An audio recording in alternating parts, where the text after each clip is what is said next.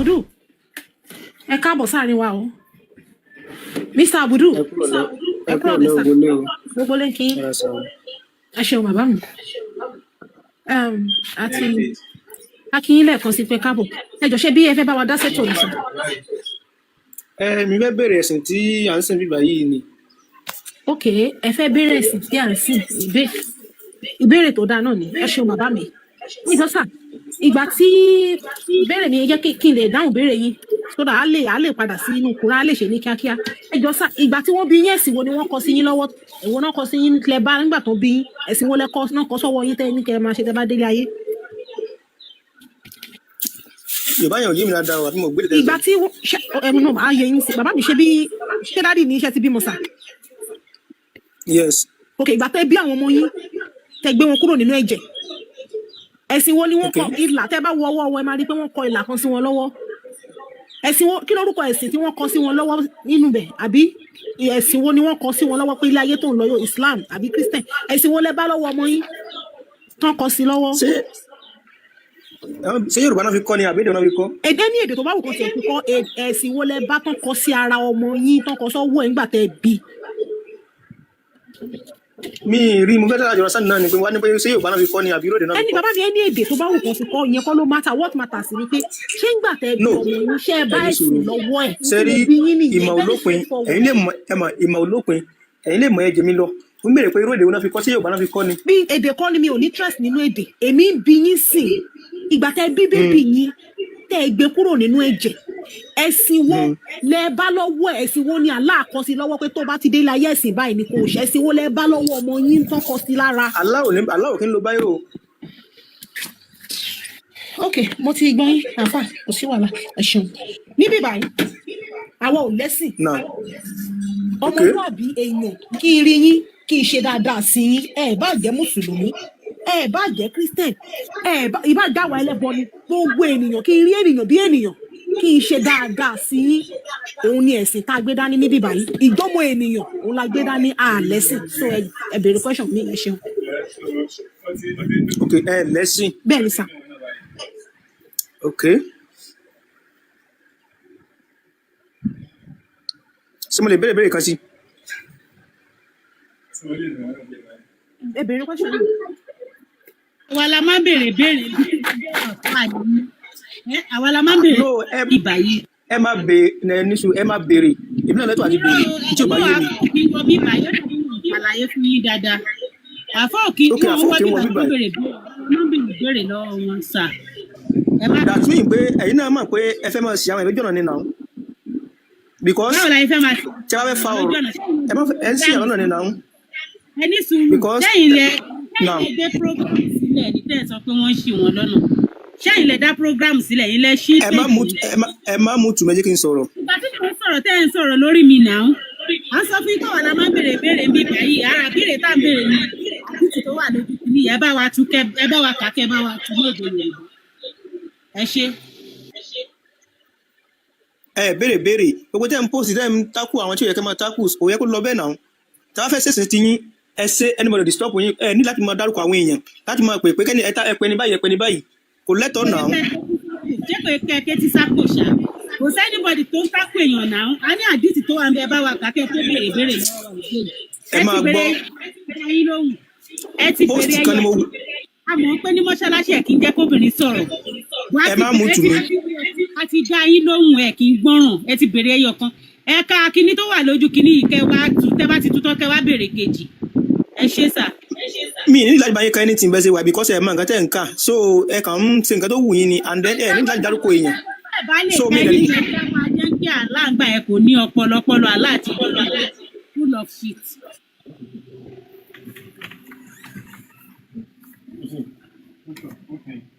gbàgbé nǹkan tó ti tẹ̀lé wa ẹ jẹ́ kí a béèrè àwọn question wa mo dẹ̀ fẹ́ kẹ́ bá wa ṣe ṣọmọlúwàbí ṣé bọ́mọ Yorùbá ní sàn.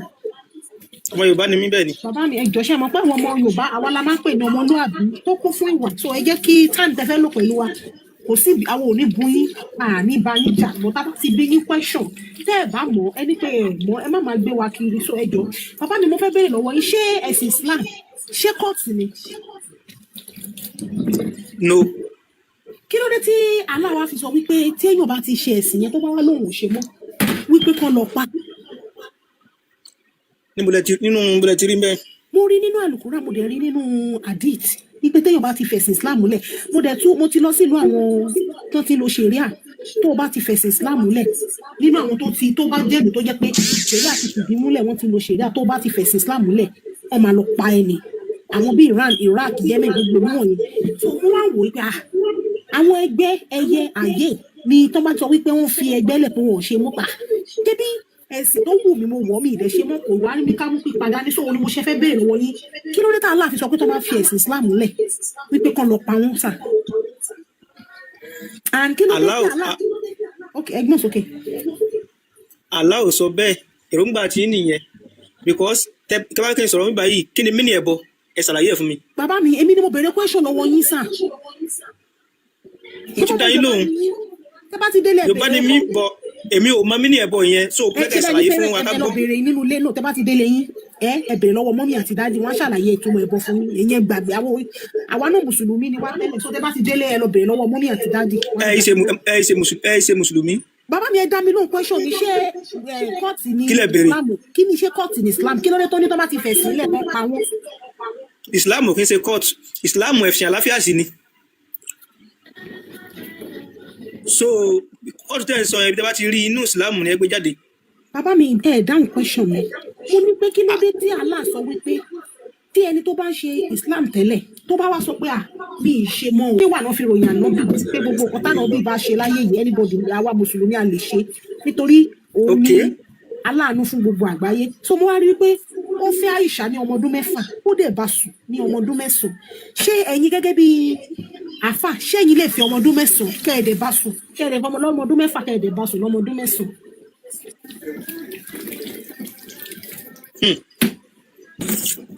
madam béèrè yín bọ ẹ ṣe bàbá mi. madam béèrè yín àwọn máa fẹ́ béèrè ìbéèrè méjì lọ́wọ́ tó dáhùn rẹ̀. ẹ̀yin ẹ kókó dá mi bàbá mi mọ èèyàn kì í fi àfà èèyàn kì í fi béèrè dáhùn ìbéèrè yẹn kókó dá mi lóhùn náà mo bẹ̀ yín ṣé ẹ̀yin lè fẹ́ ọmọ ọdún 6 kẹ́ẹ̀dẹ̀ máa kó okó fún lọ́dún 9 ẹ dáhùn mo lè ṣe o ṣe bí rọ̀ṣúlù láì ṣe èmi náà lè ṣe náà anything tí Muhammadu bá ti ṣe gbogbo wa súnà ànábì ni gbogbo yín tẹ̀lé so ẹ dá wa lóhùn bàbá mi ṣe lè ṣe. ṣe rí Islam tẹ́wọ̀n yẹn wọ́n ní dínú náà dínú ṣètọ́ni wà dínú rahman.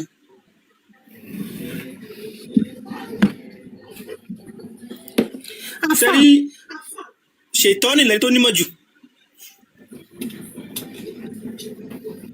táwọn mẹ́ta pè ní ṣètọ́ni tẹ́ bá dẹ̀ mọ́ ẹ lọ bèrè fún ṣètọ́ni ló nímọ̀ jù. ṣètọ́ni ò kì í ṣe Allah ẹ̀dá Allah ni ṣètọ́ni inú tó dẹ̀ ní ìmọ̀. ó ti dìbéèrè méjì mo máa gbé yín bàbá mi mo máa gbé yín kalẹ̀ o ó ti dìbéèrè méjì tí mo béèrè lọ́wọ́ yín tẹ́ ẹ avoid tẹ́ ẹ dán. tẹ́ ẹ bá gbé mi lẹ́yìn tẹ́ ẹ ń ṣe ò dá yín lójú. mo bí yín àfà mi ẹ ti fẹ́ máa ṣe tàkíyà kò dẹ̀ wà fẹ́ mo bí yín question sí gẹ́gẹ́ bí òjíṣẹ́ alátẹ̀ jẹ́ mo bí yín pé ṣe lè ṣe nǹkan tí Rasulullah ṣe Rasulullah fẹ́ ìyá ńlá wa Aisha ní ọdún 6 ó dẹ̀ kó okó fún ní ọdún 9 ẹ̀yin tẹ́ jẹ́ mùsùlùmí òdodo ẹ dá mi lóhùn question of course Allah ṣe bẹ́ẹ̀ ọ̀gbọ́n ṣe bẹ́ẹ̀ mi náà lè ṣe bẹ́ẹ̀ ẹ sọ̀rọ̀ náà. mo máa pé kàdá ẹ̀ sọ yóò rí bẹ́ẹ̀ ní ojú fèsì fún yín aláwọ̀ ẹ̀bẹ̀ ń gbọ́. ẹni sùúrù ẹ sọ pé nǹkan tí mo sọ yẹn ò rí bẹ́ẹ̀. bẹ́ẹ̀ ni. ọdún mélòó ni Aisha nígbà tí Rasulullah fẹ́. Aisha. bẹ́ẹ̀ ni ọmọ ọdún mélòó ni nígbà tí Rasulullah fẹ́. nígbà tí Rasulullah fẹ́ ẹ ti pè ní ọmọ ọdún 6 ẹ̀yin ti pè ní ọmọ ọdún 6 so bẹ́ẹ̀ dẹ̀ ni kò rí bẹ́ẹ̀. èmi ti gbà kò rí bẹ́ẹ̀ ẹ̀yin ẹgbẹ́ rí fèmí ẹ̀yin ẹ̀sọ́ ọdún tó fẹ́ fèmí mo ti gbọ́ ti yín bàbá mi. bẹ́ẹ̀ sì wáyé sí ọkàn yín ti le kò sí ẹ̀rí fẹ́ fún yín ní bìlífù ń pa ẹ̀ torí ọkàn yín tó wà lọ́kàn yín ti le already àkíyèsí mo kàn fẹ́ ṣe fún yín. èmi ní ẹ̀rí bàbá mi ṣé ní gbogbo tí mo sọ. ní ẹ̀rí. mo ní ẹ̀rí nínú àdìt ẹ̀rí. ẹ bá ní ẹ̀rí inú ẹ̀sìn yín ni ẹ ti lọ mú ẹ̀rí yẹn wá ẹ má wọnú Kùránì ẹ má mú nǹkan tẹ́ ẹ mọ̀ jáde. bàbá mi ṣé bí. ṣẹgbọ́ tẹ bá ní ẹ̀rí inú ẹ̀sìn yín ẹ lọ mú wá kèrè pé inú Kùránì tẹ́ ẹ mọ̀ kẹ́tẹ́ ẹ̀rí tẹ́ lọ mú jáde tẹ́ ń ba ẹ̀sìn jẹ́ tẹ́ ọ̀dẹ̀ tọ́ yín. ọba lọmọ. so tẹ bá sì gbé mi kalẹ̀ bíbá yìí ìdá tí mi tẹ́ ẹ ṣe ò dá yín lójú. nítorí dáhùn question wà honest na bàbá mi gbọ́dọ̀ tó náà bí yín question dá wa lóhùn náà ẹ̀yẹ sọ. mi ì lè dá yín lóhùn náà torí mi tẹ́ bá Islam ti ò lè dáhùn ẹ Islam ò bọ́lẹ̀ faramọ́ ká máa jà ẹ kò bọ́lẹ̀ faramọ́ ká tẹ́ máa bá fa wàhálà but àwa ṣeré tí ò bá ti ìbàrẹ̀ kàn yàn ẹ tí ò bá ti bọ́lẹ̀ kàn yín ẹ má tẹ́ bá dá ti sí. tẹ́ bá ti mọ̀ pé ẹ lè dáhùn question ẹ bọ́lẹ̀ sà àwa ṣeré ń bìbàrẹ̀ tẹ́ bá ti lè dáhùn question ẹ bọ́lẹ̀ ẹ máa lọ. kẹwàá ṣeré ìgbà yìí gan ó sì bẹ́tà because tí ò bá ti kàn yàn ẹ dáhùn question fẹ́ sọ̀rọ̀. ẹ ṣe ń jàre àfa ẹ káàbọ̀ sà. yà ẹ kúrọ̀lẹ̀ sàwọn àlejò. maaleykum salaam bàbá mi ẹ ṣeun.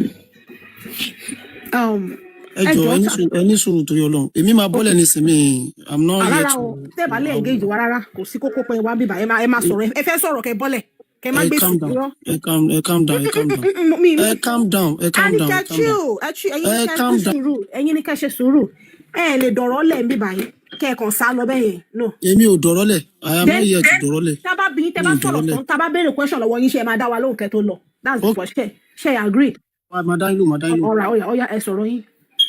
àkọ́kọ́ ni pé gbogbo ohun tí ẹ ń fi platform yìí ṣe yìí alukurani ti jẹ́ kí nǹkan kan yé wa pé làkún dínú kún wàlíyẹ̀dín bẹ́ẹ̀ ni Allah náà ló tún sọ wípé gbogbo ẹ̀sìn ló máa parun títí tó jẹ́ pé ẹ̀sìn Islam nìkan náà ló máa kù àṣẹ ni Allah aláṣẹ ni òun ló máa sọ ẹ̀ńbí òun látún sọ bíńbí bẹ́ẹ̀ ni làkún dín làkún wàlíyẹ̀dín ó wà. Ọlọ́run ni aláṣẹ àbí right. Allah bẹ́ẹ̀ ni Allah aláṣẹ làlá bẹ́ẹ̀ ni Allah Ọlọ́run kọ́ Allah. akbar kabira. Gbogbo ẹyin tálùkùránì sọ líle tó nínú wàlkọ́là wàmọ̀ yẹ́sùrù tó lóun fi gègé òun fi búra òun fi tàádà òun tó fi búra pé gbogbo ẹni tó bá ti ń sọ ìsọkúsọ. Inú àyàwó nìyẹn sà àyàwó lẹ́ka yẹn. lẹ́yìn suratul mulik. Ẹjọba gbé síta ẹjọba gbé àyà yẹn síta sà suratul nù ẹjọba gbé síta. Ẹni sùúrù. Ẹni sùúrù.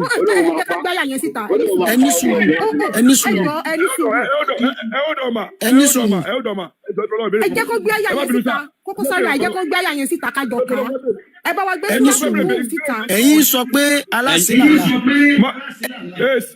Mọ́mí ẹjọ́ ńdọ́lọ́ ẹni sùúrù. Bẹ̀rù àtúbọ̀tán yín kẹ bẹ̀rù àtúbọ̀tán ọmọ yín. Ẹni Ọlọ́run fi oòrùn búra nǹkan tó dá ó fi ń búra kọ́lọ́ máa fi oòrùn kọ́ sọ wàlkọ́là àti kọ́là àti gègé ẹ̀. It's okay. Ẹni sùn ẹ wá ń fi platform yín ẹ fi ń ba Ọlọ́run ẹ fi ń sọ ohun tí ò dáa nípa Ọlọ́run. Ẹ ṣe sùúrù àfà. Tí ò dá nípa Ọlọ́run. Ẹ̀jẹ̀ bẹ̀rù àtúbọ̀tán yín àtàwọn ọmọ. Àfà ẹ ṣe sùúrù mo ti wà ń bí. Gbogbo tẹ fẹ́ jẹ́ ìgbésí ayé yìí. Àfà mo fẹ́ bá yín sọ̀rọ̀ àfà. Àti gbogbo tẹ fẹ́ jẹ́ ìgbésí ayé ẹ fi bá. Àfà ẹ ṣe sùúrù ẹ ti ẹ̀ fi. Àfà ẹ ṣe sùúrù náà. ẹ̀ ní lálẹ́ lágbára Ọlọ́run. Mo ti gbọ́ ṣe bó tán.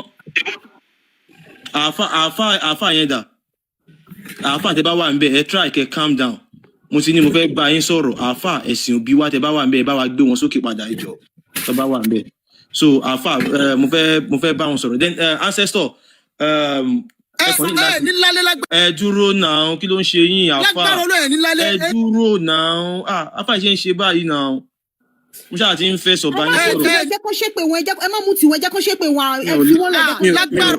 Mi ò láì bá àfà yìí ṣe ń ṣe báyìí mo ṣáà ti sọ pé kẹ́ ẹ ṣe sùúrù mo ṣáà ti fẹ́ bá yín sọ̀rọ̀ ọkùnrin sọ́kùnrin ẹ ṣe sùúrù náà. Akíyẹmí ara mi lọ pọ̀ ọba tó ní wá táwọn ń kírun fún lójú méjèèjì aláṣẹ làlá ẹ ní lálẹ́ lágbára Ọlọ́run ọmọ yẹn bá wọn jẹ́ ń bẹ̀ àrọ́mọdé ọmọ yẹn jẹ́ ń bẹ̀ aláṣẹ àfà ẹ ṣe sùúrù láìláìlá Muhammadu Rasulullah. àfà ẹ calm down now àfà yẹn sọ pé kíní yẹn wo Akínyẹmí ara wọn kí lẹ́yìn náà sọ fún wọn ancestor kí lẹ sọ fún wọn ancestor ṣe wà ń bẹ̀.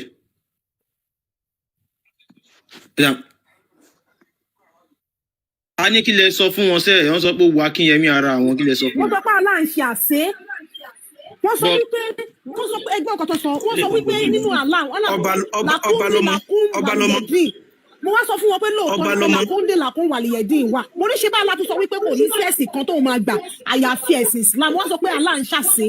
ok àṣẹ yẹn ló wá dùn ẹ ṣe mute àṣẹ yẹn ni mo sọ jù bẹ́ẹ̀ lọ. ó yẹ mute ẹ ṣe mo ọba lọmọ Abdulkadir mo ń dá yín lóhùn. mo rí pé ti wà ń bí o ti ṣe díẹ̀ wọ́n dẹ̀ béèrè question kan lọ́wọ́ yín lẹ́ẹ̀kan pé ṣé ẹgbẹ́ òkùnkùn ní Islam ẹ dẹ̀ sọ pé rárá tó wọ́n wá bí yín pé ẹni tó bá ń ṣe Islam tó wá náà ò ṣe Islam wọn kí ni òfin ṣẹ̀ríà fún kí ni òfin ṣẹ̀ríà sọ lórí ẹ̀.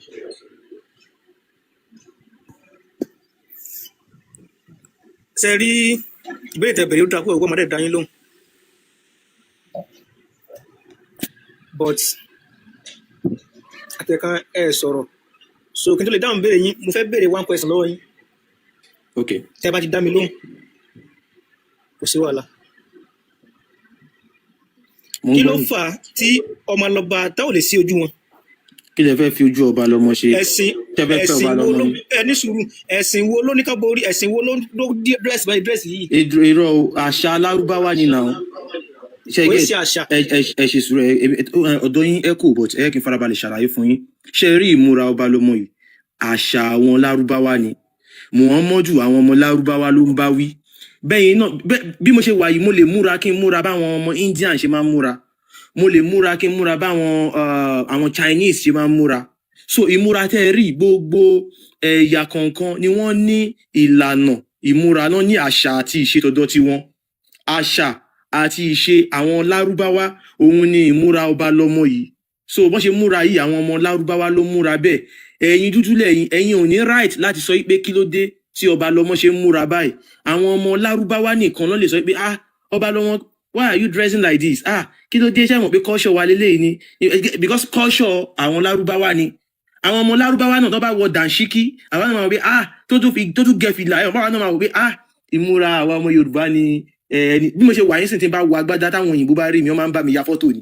tí mo kó kẹsàn-án àwọn náà máa wọ pé ìmúra ló tún wu yìí báyìí ṣe understand so ìmúra tó bá lọ mọ́ mú yìí tàwọn ọmọ lárúbáwá ni kò ní nǹkan ìsìláàmù àṣà lárúbáwá ni ẹ̀yin lẹ́yìn gbé kinní yẹn síra wọn inú àṣà ibẹ̀ náà ni ẹ̀sìn wà ṣó ti yé yín inú àṣà àti ìṣe àwọn lárúbáwá ibẹ̀ ni ẹ̀sìn wọn wà ìsìláàmù tẹ̀ ń ṣe ẹ̀sìn fún àwọn ọmọ lárúbáwá nìkan ni ló fi jẹ́ pé tẹ́ bá ti gba islam wọ́n máa gba èdè yín wá fún yín ní èdè lárúbáwá torí pé èdè àwọn ọmọ lárúbáwá ló ní wọ́n á gba ìmúra yín wá fún yín ní ìmúra lárúbáwá ìmúra tẹ́ rí ìmúra lárúbáwá ni wọ́n á gba ọlọ́run lódùmarè lẹ́nu yín ọlọ́run lódùmarè yín tọ̀dọ̀ ti yín wọ́n á gbà lẹ́nu yín wọ́n á fún yín ní àlá lárúbáwá tó ti ń yé yín báyẹn wọ́n á wá arabáìsì yín wọ́n máa pa kádàrá yín dà so ọba lọmọ ń jẹ́ kó yé yín pé ìmúra tẹ́ ń rí yìí o ìmúra àwọn lárúbáwá ni kò ní nǹkan kan ṣe so ẹ lè tan máìkì yín nǹkan tẹ́ bá jẹ́ fẹ́ sọ mo ti dá yín lóhùn béèrè yín báyìí ṣe máa wá ẹ̀yin náà wo bóyá orú ṣe ń mọ́ ba lọ́mọ. bọ lẹ́ẹ̀kan ẹ sọ̀rọ̀ pé káwọn pé Kùránì tá à ń sọ pé lábáwá ló ní káwọn máa kọ́pì wọn ká gbé ẹ̀sìn wọn jùlọ ẹlẹ́sẹ̀ bí lẹ sọ fún wa bẹ́ẹ̀ ni fẹ́ sọ fún wa náà ẹ̀ sì tó ń kọ́pì wọn. ẹ ṣe ti mú ti a ní láti ẹrí nínú Quran yẹn ẹbí mi sọ fún mi pé àṣà lárúbáwá ni everything Quran àwọn ọmọ lárúbáwá ló ní òun náà ni a fẹ́ lò láti fi ṣí àwọn èèyàn wa níyè a fẹ́ ṣí yín níyè nítorí pé ẹ ti ṣègbé sínú ẹgbẹ́ òkùnkùn Islam yẹn ṣẹgẹt ẹ ti sọnù sínú ẹgbẹ́ òkùnkùn Islam yẹn wọ́n ti fi ẹ̀sìn Islam yẹn wọ́n ti fi yí ọpọlọ àwọn èèyàn wa sódì wọ́n ti fi gba sátidé lọ́wọ́ wọn wọ́n ti gbé Sunday lé wọn lọ́wọ́ so àwa ń lo Quran láti tún máa fi tú yín lẹ̀ torí pé nǹkan tó dé yín àti nǹkan tó tú yín lẹ̀ inú ìwé yẹn náà ni ó wà ó ti yé yín nǹkan tó ṣẹlẹ̀ nìyẹn ó yẹ tún tan mic mo ti dáhùn ìbéèrè yín o ṣe tún ní ìbéèrè míì. bọ gbàtẹ́yìn tẹ́ ń sọ̀rọ̀ yìí ẹ lẹ́sìn so gbàtẹ́ni káyọ̀ máa ṣe ìsìlámù mọ́ kí ló wàá máa ṣe o. ẹ ṣe ó yẹ tún mú tù báyìí ẹ ṣe so bí mo ṣe sọ lẹ́ẹ̀kan nígbà tí mò ń sọ̀rọ̀ mo sọ wípé inú àṣà oníkálukú ibẹ̀ náà ni ẹ̀sìn wọn wà in every culture you will find their religion inú àṣà àti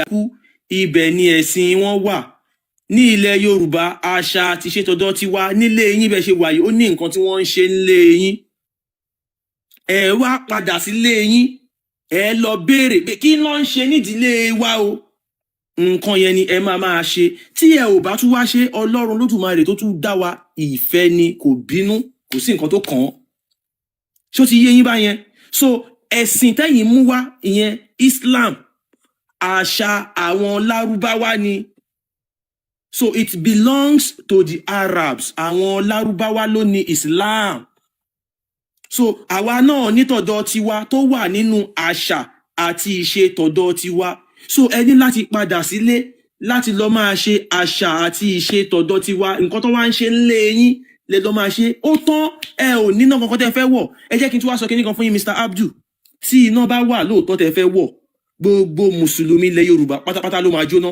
Ìdí ni wípé ẹ ti fi àṣà àti ìṣe tọ̀dọ̀ ti yín lẹ̀, ẹ ti kúrò ní ìlànà tọ̀dọ̀ ti yín, ẹ ti bọ́ sí ìlànà ẹlòmíì. Irú èèyàn bá yẹn inú náà ni ẹ ti ń ṣègbé.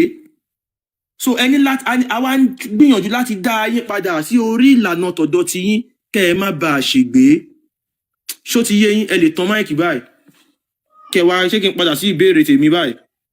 so ẹ̀sìn wo lẹ́yìn wá ń ṣe gangan nílé tí yín báyìí. Ẹ ṣe ẹ tún mute. So irú èmi ń sìn mi ò tiẹ̀ ní láti sọ nǹkan tí wọ́n ń ṣe nílé tiwa fún yín torí pé ìdílé tèmi ó yàtọ̀ sí ìdílé tọ̀dọ̀ ti yín. Ṣé ẹ understand? Ó ní nǹkan tó ń ṣe nílé tiwa. Tó bá wùn mí mo lè ṣe, tó bá tún wùn mí mo lè má ṣe. Àmọ́ ọ̀pọ̀lọpọ̀ àwọn èèyàn wa tí wọ́n ń dojúkọ ìṣòro kan àbí méjì kò kí ń ṣe pé ayé kankan ò ṣe anybody.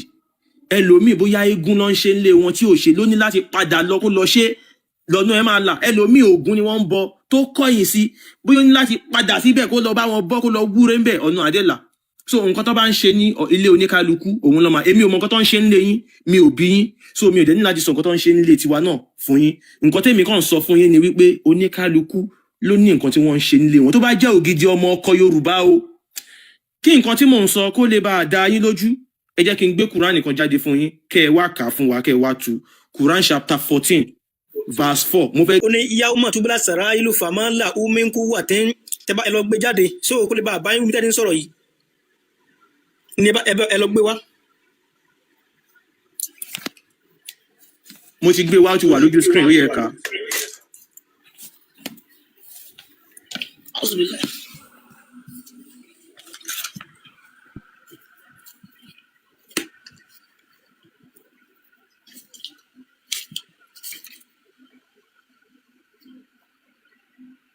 Ẹ kà á síta kí gbogbo ọmọ Yorùbá gbọ́ yín sà.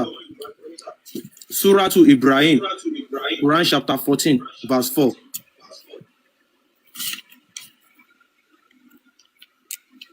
ṣé wàá ń bẹ̀. Bẹ́ẹ̀ ni mò ń gbọ́ yín, ẹ̀yin ààrẹ tí kẹ̀ka. mo mọ̀ pé iná sá mo mọ̀ pé kíló ara àbí. Ẹ ka kí ní ìyá àfa. mo dẹ̀ mọ̀ pé mọ̀. Àfa ìka ìyá ọmọ tó bílá sàrá ìlú ọ̀tọ̀ ní kọ́tẹ̀ ká ọ̀tọ̀ ní kọ́tẹ̀ ká. Wàmọ́ àrísálí náà ló ṣíwájú nǹkan tí a ní kẹ̀ka. Wàmọ́ àrísálí náà òun ló ṣíwájú. wàmọ́ àrísálí náà min rasuli yìí mo ní tẹ́ni kàrá min rasuli yìí ilá bí ìsìnì yìí. bọ̀ kátó máa gbé níbi tẹ́ ń lọ dáadáa kátó dé bẹ́ẹ̀ ẹ lọ gbé jáde wá. Ẹ bá mi ka eléyìí tí mo gbé wá yìí, ẹ má stress wa sà. Èyí tẹ́ ń ka yẹn. Ẹ ka eléyìí fún wa sà, eléyìí tá a gbé sójú sí mo fẹ́ fi dá yín lọ́rọ̀ yín ló jẹ́ kí ni mo jáde. Ẹ ka eléyìí tí a ní kẹ́ ẹ kà yìí, ẹ kà fún wa, a ti gbé àyà wa, ẹ kà. Mi ní mo ká. Ẹ ká náà gbogbo bí tẹ́ ń gbé mi lọ yẹn mi ò ready àti lọ for now. Ẹ ka eléyìí náà kẹ́ ẹ ṣàlàyé fún wa. Kéde ẹ fẹ́ control mi pé tọ̀yìn tí mò ń ṣe ò dáa so mo dẹ̀ ní ẹ̀rí mú wá fún yín. A ò control yín àfà. À ń ṣàlàyé fún yín wípé nǹkan tẹ́ ń ṣe kò kí ń ṣe tọ̀dọ̀ ti yín. Ṣé ẹ understand? À ń jẹ́ kó yé yín pé àṣà àti ìṣe àwọn Arab òun ni Islam. Ó sì yé yín. Mo dẹ̀ gbé láti tún lè ṣàlàyé fún yín dáadáa ló jẹ́ kí n gbé Quran yìí wá. Mo dẹ̀ ní kẹ́ ẹ kà á. Kò ń ṣe pé ẹ tún máa sọ fún mi pé kí n tún lọ ka kinní kan èmi mo sì ń sọ̀rọ̀ so ẹ ka kinní kẹ́ ẹ ṣàlàyé fún wa ó tán ó yẹ tán máìkì kẹ́ ẹ kà ọ̀dọ̀ yín ẹ kò ló yẹ kí n máa dákẹ́ ẹ ṣe sùúrù Mr. Avid ẹ ti máa sọ̀rọ̀. bàbá ìjọsẹ ẹ bá wa power tap ẹ̀yin àfà ẹ bá wa power tap náà ẹ ṣáà enjoy ìkíní yìí nípa tẹ ló ń gbé àṣírí Muhammadu jáde ó yẹ kẹ́ ẹ bá wa power tap ẹ má máa ṣe àdánìkan jẹ ẹ bá wa power tap ẹ ṣáà rèmi náà asagafulu la because àwọn ọmọ pẹ́ṣẹ̀ là ń dá báyìí torí èlèmi náà ṣe ń fún akíní yẹn asagafulu la bọ́ ẹ fi wá díjọ́ tó bá máa dájọ́ wa ẹ bá wa power tap ṣe gbé ṣe. mo ń retí rẹ o. Ẹ ṣe ẹ kí n bá yín gbé síbẹ̀ padà ó yá ẹ kà á. wàmọ́ àrísálínà min rasulihi illa bi iznihi fàkọ́mì ilé línàbí yíná lahum 10 day. Ẹ̀ka ẹ̀ndé. Ẹ jẹ́ kí n bá wọn gbé lahum fàídìlá man sha'an wàyàhàdí máa ń yàṣá wàhúwà àzízó làákìm. ẹ má bínú àfà ṣé kí n bá máa kà fáwọn lágbáwá náà ni ẹ ká kéwì dáadáa ṣé ẹ jẹ́ kí n. mò ń kà mo rẹ̀ ń tu ẹ̀ ló. ṣe rí nǹkan bẹ́ẹ̀ ṣe ka kínní yẹn tá a bá tu léde Yorùbá ṣe ló dá ẹgẹ́ bíi ẹ mọ kí dọ̀dọ̀yọ́ máa sọ̀rọ̀ ẹ ṣe sùúrù Mr. Vis ẹ mọ kí èèyàn kan máa sọ̀rọ̀ pé kéèké sọ pé mo fẹ́ lọ sí iléèwé ṣe ọ̀n sáyẹn mo fẹ́ lọ sí iléèwé bẹ́ẹ̀ ṣe ka kínní yẹn tí n bá tu bẹ́ẹ̀ kí èèyàn wá máa sọ pé mo fẹ́ lọ sí iléèwé bẹ́ẹ̀ ṣe ka nìyẹn ṣe understand so láti sọ fún yín pé kínní yìí kò ń ṣe tọ̀dọ̀ tí yín ẹ ṣe sùúrù ẹ ṣe sùúrù mo mọ̀ pé inú ń bí yín ẹ ṣe sùúrù ṣe rí kínní ẹ dúró sẹ́ ẹ ṣe sùúrù ṣe rí kínní yìí kò kí ń ṣe tọ̀dọ̀ ti wa kínní common sense ní ó yẹ kẹ́ ẹ lè get ẹ̀ kò kí ń ṣe tọ̀dọ̀ ti wa nǹkan ní nǹkan là ń ṣe ogún ológun la ló ń wo koko mọ́ wọ́n fẹ́ fi báyé wa jẹ́ ni náà nǹkan tẹ́ ẹ kà ń sìn ó yẹ tú fún wa ní èdè abínibí èdè tọ̀dọ̀ ti wa gangan tá a lè gbọ́ yé ó yẹ tú fún wa ó yẹ tán máìkẹ́ tú mo fẹ́ mọ̀ bóyá mọ̀ nǹkan tẹ́ ẹ kà. tẹ́lẹ̀ bá a gbọ́ yí dáadáa kó lè bá a ṣe wá láǹfààní mi tá a wà yìí. ìyá ọmọ túbúlà sàrà ìlú fàmálà uminku àti wọlà nínásì. ẹ tún ti ń ka nǹkan mi náà eléyìí tẹ́ ẹ kà ẹ ò tú. ẹ náà ṣe fẹ́ fẹ́ ìtumọ̀ ìmúlò bá yín tú náà. ẹ tú eléyìí tẹ́ ẹ kà lẹ tú kí ni tẹ́ ẹ tú you are reading another thing. mi ì read another thing màá tu fún yín ẹgbẹ́ méjì síbẹ̀. ẹ jẹ́ n bá wọn tú. ẹ lè tu torí ẹ̀ mọ̀túmọ̀ rẹ̀. ẹ jẹ́ n bá wọn tú. ẹ mọ̀túmọ̀ rẹ̀. ẹ ní sùúrù wọ́n bá mọ̀túmọ̀ ẹ̀ bá mọ̀túmọ̀ ẹ̀ já tú ná. ẹja kan tu ná. àáfà ló tún fẹ́ ran àáfà lọ́wọ́ ẹ tún bá àáfà tó fẹ́ ràn yín lọ́wọ́ jà á ní kẹ́ ẹ tú ẹ ká nǹkan míì ó yẹ tú nǹkan tẹ́ ẹ kà. bí mo tú fún yín kò sàfà torí mo mọ̀ pé wọ́n ti dín lọ́kàn. àáfà kò sí tí mo fẹ́ kò sí wújà tí mo fẹ́ Mr. Abdul kò sí wújà tí mo fẹ́ fún nígbà tó lè dàbí tí mo tẹ́lẹ̀ bá rí ọ̀rọ̀ fi sí lè bá rí ọ̀rọ̀ mú fún yín dáadáa. Mr. Abdul ẹ mọ̀ kan Mr. ẹ má tún kankan fún wọn bẹ́ẹ̀ tún fún wọn o ò ní lísìn ò gbọ́n kẹ́tẹ́ sọ because ìgbà tí wọ́n gbé jáde wọn ò mọ̀ túmọ̀ rẹ̀. Mr. Abdul ẹ bá mú tí wọn bá wọn tú wọn fi tí wọn gbọ́. Mr. Abdul mo wà pẹ̀lú tẹ́rí ibi tẹ́ wà yìí tó bá wà sí ẹ̀dá ń parọ́ àbẹ́yìn ní ń parọ́ tẹ́rí gbogbo wa náà á kàn fẹ́ fi mọ́ bọ̀ tẹ́rí ibi tẹ́ wà yìí á fẹ́ fi òdodo wọn fáwọn èèyàn ni ẹ ò ní láti bínú sí wa. sẹ́rí ẹ ṣe sùúrù ẹ ní láti bínú sí wa. òdodo tẹ́ fi ọ̀sẹ́ anybody. ẹ ṣe sùúrù náà. ẹ ní ìrònú kankan because ìtí ẹ̀ ń dálẹ̀ yìí nǹkan tí ẹ. òdodo sọ̀rọ̀. àníkẹ́ dúró mò ń sọ̀rọ̀ lọ́wọ́ tẹ́ bá ti ń bá sọ̀rọ̀ tó máa jẹ́ kẹ́ sọ̀rọ̀ bóyá àwa la fẹ́ fi òdodo wọn àwọn èèyàn wà níbí tó ń gbọ́ wa bóyá ẹ̀yin lẹ fẹ́ fi òdodo wọn àwọn èèyàn wà níbí tó ń gbọ́ wa àmọ́ àwa là ń parọ́ ẹ proof wa wrong nǹkan tá a bá sọ ẹ ò ní láti ká máa sọ pé kẹ́ ẹ tú nǹkan kẹ́ ẹ máa ka nǹkan míì kí níyẹn ò dábàá yẹn nǹkan tẹ́ ẹ ka yín sìn ẹ tú pé nǹkan yìí nǹkan báyìí ló sọ o nǹkan báyìí ló sọ àwa jọ gbé yẹ̀wò gbogbo wa òdodo la fẹ́ dì mú a mọ̀ yí pé ẹ̀yin lẹ̀yin sọ pé ẹ̀yin lẹ right kò sí wàhálà ẹ jẹ́ ká mọ̀ bóyá ẹ̀yin lẹ right àbáwa la right ẹ jẹ́ ká ẹ̀kan tú ṣẹ́gẹ̀t ẹ má bínú sí wa ẹ̀kan ẹ má lo ìfẹ́ inú lóòótọ́ ẹ ti pẹ́ nínú ẹ̀sìn yìí ká tó máa sọ fún yín pé ṣe lẹ lọ ṣègbè nínú ẹ̀sìn yìí bọ̀ bóyá arọ́ la wá ń pa bóyá òdodo ni ẹ̀kan tí ẹ ṣe sùúrù kẹ́ tú ẹ má lo ìfẹ́ inú ṣe understand the reason tẹ fi ń mú àwọn ọmọ yín lọ sí ní káwọn ọmọ yín lọ sí iléèwé ni pé káwọn ọmọ yín lè ju ibi tẹ́ ẹ wà káwọn ọmọ yín lè ju bẹ́ẹ̀ lọ táwọn ọmọ yín bá wá dé tó bá sọ pé nǹkan tẹ́ ń ṣe yìí ó rọǹgò ẹ máa béèrè lọ́wọ́ àwọn ọmọ yín wọ́n fún yín ní evidence wọ́n á dẹ̀ ṣàlàyé fún yín ẹ̀yin náà dẹ̀ wò ó bó ṣe rí nìyẹn yorùbá ni wá a ò ní láti jà ẹ ka kínní ẹ ti kà á ó yẹ ẹ tú simple ẹ ṣe ó yẹ ẹ tú.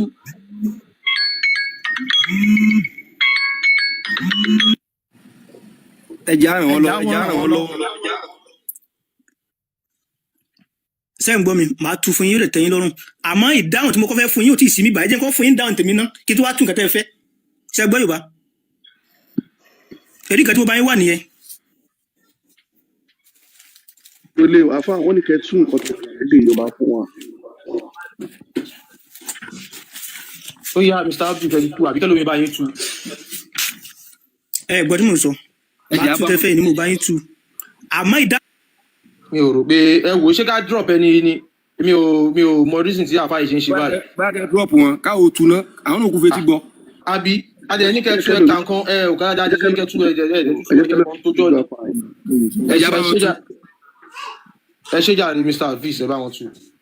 Allah ní wa ma arsalna min rasulin Ọlọ́run Allah ní àrán òjíṣẹ́ kan níṣẹ́ nínú àwọn òjíṣẹ́ illa bilisani àyàfi pẹ̀lú èdè qawmihi àwọn àjọ wọn liyubayyina lahum láti ṣàlàyé ọ̀rọ̀ Ọlọ́run fún wọn fayudillu Allahu man yasha bó bá sì lè kó ṣàlàyé fún wọn tó Ọlọ́run á sọ àwọn kan nínú wọn torí pé wọn ò ní gbọ́ wa yahdi man yasha á sì fọ̀nà mọ́ àwọn kan nínú wọn tí àwọn tẹ̀lé ọ̀rọ̀ Ọlọ́run ni.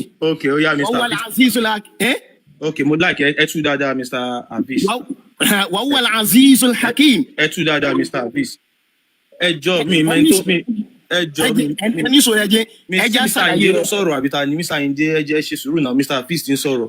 ẹja ẹjẹ ṣàlàyé. Mr. Hafiz no aya yìí ó wà self explanatory débi pé ọmọ kékeré ọmọ ọdún tí n bá mú ọmọ ọdún mẹ́fà nísìnyí dàbí ok tí n bá sọ fún mú ọmọ ọdún mẹ́wàá nísìnyí tí mo wá sọ fún yín pé tí n bá fẹ́ rán èèyàn níṣẹ́ bí mo ṣe wà yìí mo máa rán ẹni yẹn pẹ̀lú èdè tí àwọn èèyàn ẹ̀ gbọ́. ẹ wá farabalẹ̀. ẹ calm down ẹ jẹ́ kí n délẹ̀ sà. ok. so ọ̀rọ̀ yẹn kò ní bẹ́ẹ̀ ń ṣàlàyé ọ̀rọ̀ yẹn wà sọ ẹ ṣe sùúrù sà. ó ní ìdí àlàyé nítorí pé gbogbo àwọn òbí sẹ́kọ̀ọ́ ẹ ṣe sùúrù náà. nínú generation by generation. ó ga ọ mi ò mọ nǹkan tó máa ń ṣèyàn àfa yìí báyìí so tí n bá sọ fún ọmọ kékeré pé tá a bá fẹ́ rán àwọn èèyàn iṣẹ́ àwọn èèyàn wọn la máa rán wọn sí ẹni pẹ̀lú èdè tí àwọn èèyàn wọn ń sọ ẹni tó bá jẹ́ Chinese ni ẹni tá a bá máa rán sí wọn ó máa jẹ́ ẹni tó ń sọ Chinese ẹni tó bá jẹ́ English ni tí n bá máa rán èèyàn sí wọn á jẹ́ ẹni tó ń sọ English ẹni tó bá jẹ́ Yorùbá ni tí n bá máa rán èèyàn sí wọn á jẹ́ ẹni tó ń sọ Yorùbá lẹ́yìn tí mo sọ yẹn fún ọmọ mi tán mo wá sọ pé ẹni tó bá wù mí máa sọnù ẹni tó bá tún wù mí máa fi sójú ọ̀nà ìtumọ̀ ẹ̀ ní pé tó bá wù. máa ní kí ẹ bá ti ní kinní yẹn. ó túmọ̀ sí pé ìwọ tó bá lọ tẹ̀lé òjíṣẹ́ ìwọ tó jẹ́ ọmọ Yorùbá wá lọ tẹ̀lé òjíṣẹ́ tó ń sọ èdè Arab Allah ó ti wà ní ẹni tí Allah sọnù irú ẹni báyẹn ẹni sọnù ni wọ́n ti sọnù ìwọ tó yẹ pé ọmọ Chinese yẹn ó fi ẹni tó ń sọ Chinese yẹn ó fi lẹ̀ ó wá lọ tẹ̀lé ẹni tó ń sọ English àti sọ ẹnu so nǹkan tí aya yẹn tó ń sọ nínú verse yìí nìyẹn it is self-explanatory ṣe get now ẹ wá tan mic Mr. Hafiz mo mọ̀ pé fẹ́ ṣàlàyé ìbéèrè mi mo sì máa jẹ́ kẹ́ ṣàlàyé ìbéèrè tí mo fẹ́ bí yín ni wípé èdè wo ni èdè wo làwa ń sọ èdè wo lẹ́ ń sọ yìí. Yorùbá náà ń sọ. ok èdè wo ni Muhammadu sọ. èdè tí Muhammadu sọ èdè Lárúbáwá ni. nǹkan tí wọ́n sọ ọ́nù áyá yìí ṣé wọ́n rán Muhammadu sí wa. wọ́n rán Muhammadu sí wa. pẹ̀lú nǹkan tí wọ́n sọ nínú áyá yìí pé a ò ní rán òjíṣẹ́ kan níṣẹ́ àfi tó bá sọ ìdí ẹnu wọn ṣé wọ́n rán Muhammadu sí wa. èyí tó bá sọ ìdí ẹnu wọn kọ́ o má tún bá yẹn o. àbí tó bá sọ èdè àwọn èèyàn ẹ̀ bẹ́ẹ̀ àbí. wọn ò mọ Kùránì wọ́n sì ń tútukùtù. ó yá kí ni Kùránì sọ ṣé bẹ́ẹ̀ ni ilẹ̀ tún sìn. ìkan tí mo sọ fún yín lẹ́ẹ̀kan nìyẹn pé. ṣé bẹ́ẹ̀ ni ilẹ̀ tún kìíní ìsìn. yín mo tu. nígbà wọn ò nígbà ó yẹ tuntun again ẹ tuntun. farabalẹ̀ kí n ṣàlàyé. ẹ tún irọ́ ẹ má ti ṣàlàyé aya ìgbọ̀ngàn ni kẹ́ ẹ má wọrí sẹ́ a ní kẹ́ ẹ tú padà àwọn èèyàn tuntun ti join wa ẹ tú kíní ìpadà ẹ tú padà Mr. Hafiz. yàrá àti sọ Kùránì kalẹ̀ fún ànábì. ẹ tú padà ó yá. ànábì tún wá ṣàlàyé rẹ̀ fún wa. ẹ tú kíní ìpadà sẹ́ kíní ìkan tó sọ. àlè mọ ìtumọ̀ àyàfi bí ànábì ṣe ṣàlàyé ẹ̀ fún wa. ẹ tú kíní ìpadà sẹ́.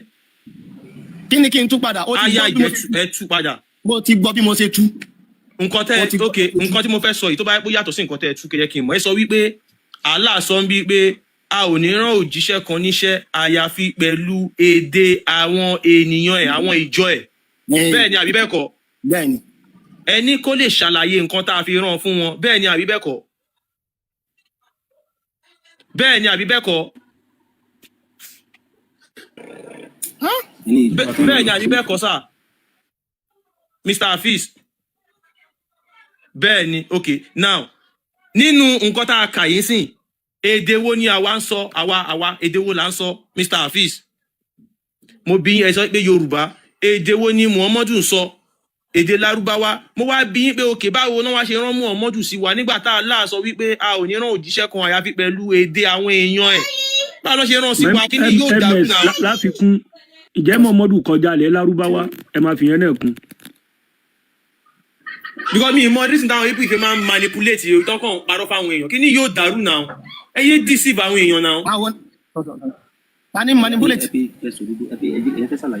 ọ̀dà ṣé ó farabalẹ̀ kí n ṣàlàyé ẹ̀. ó yẹ ṣàlàyé mọ́ bẹ́ẹ̀ méjì lẹ wà ń bẹ ṣàlàyé tẹ́ bá ṣàlàyé tán kẹ́ tún gbé fún kejì. ok kò sí wàhálà farabalẹ̀ kó jẹ́ kí n ṣàlàyé sórí gbogbo ànábì ètò ọlọ́run tọ́lọ́run ránṣẹ́ ọlọ́run rán wọn pẹ̀lú àwọn èèyàn pẹ̀lú àwọn ìjọ wọn gbogbo ànábì tọ́lọ́run ránṣẹ́ kẹ́yìn òun ni Muhammad sallallahu alayhi wa sallam Muhammad tọ́lọ́run ránṣẹ́ kẹ́yìn yẹn ara ìjọ Muhammad iná làwa náà sì wà lọ́lọ́run fi wá sọ fún wa náà wípé gbogbo àti ìgbà táwọn ò ní sí mọ́ táyé òfin ní jáyé mọ́ títí nítorí pé the zeal of the prophet ànábì ọlọ́run tí ò ní sánábì. ṣáìdì Quran tẹ́ ń tú yẹn o kò ṣe Quran tẹ́ tú kù sílẹ̀ tú mọ́ ẹ. yẹn ni wọ́n sì máa jẹ́ fún gbogbo. ẹ ti tún nǹkan mi o. ètò kùtù. láyé sínú Quran tẹ́ kẹ́ tú yẹn.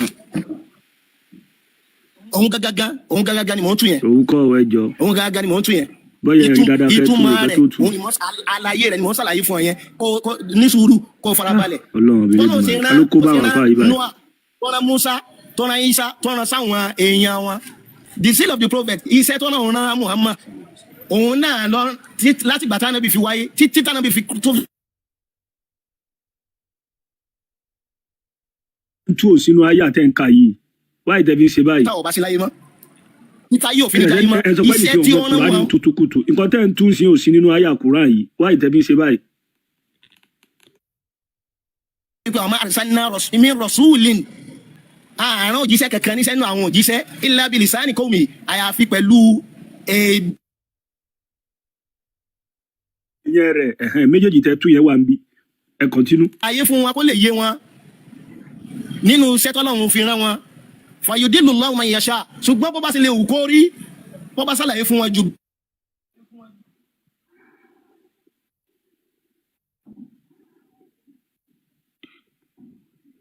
ẹni tí ó mọ̀nà látara sísọ tó bá sọ fún wọn wọ́n mọ̀nà wa huwal azizul hakim nítorí pé ọlọ́run ọba tó tóbi ni ọba tó gbọ́ngbọ́n ni ọba ọ̀jọ̀gbọ́n ni.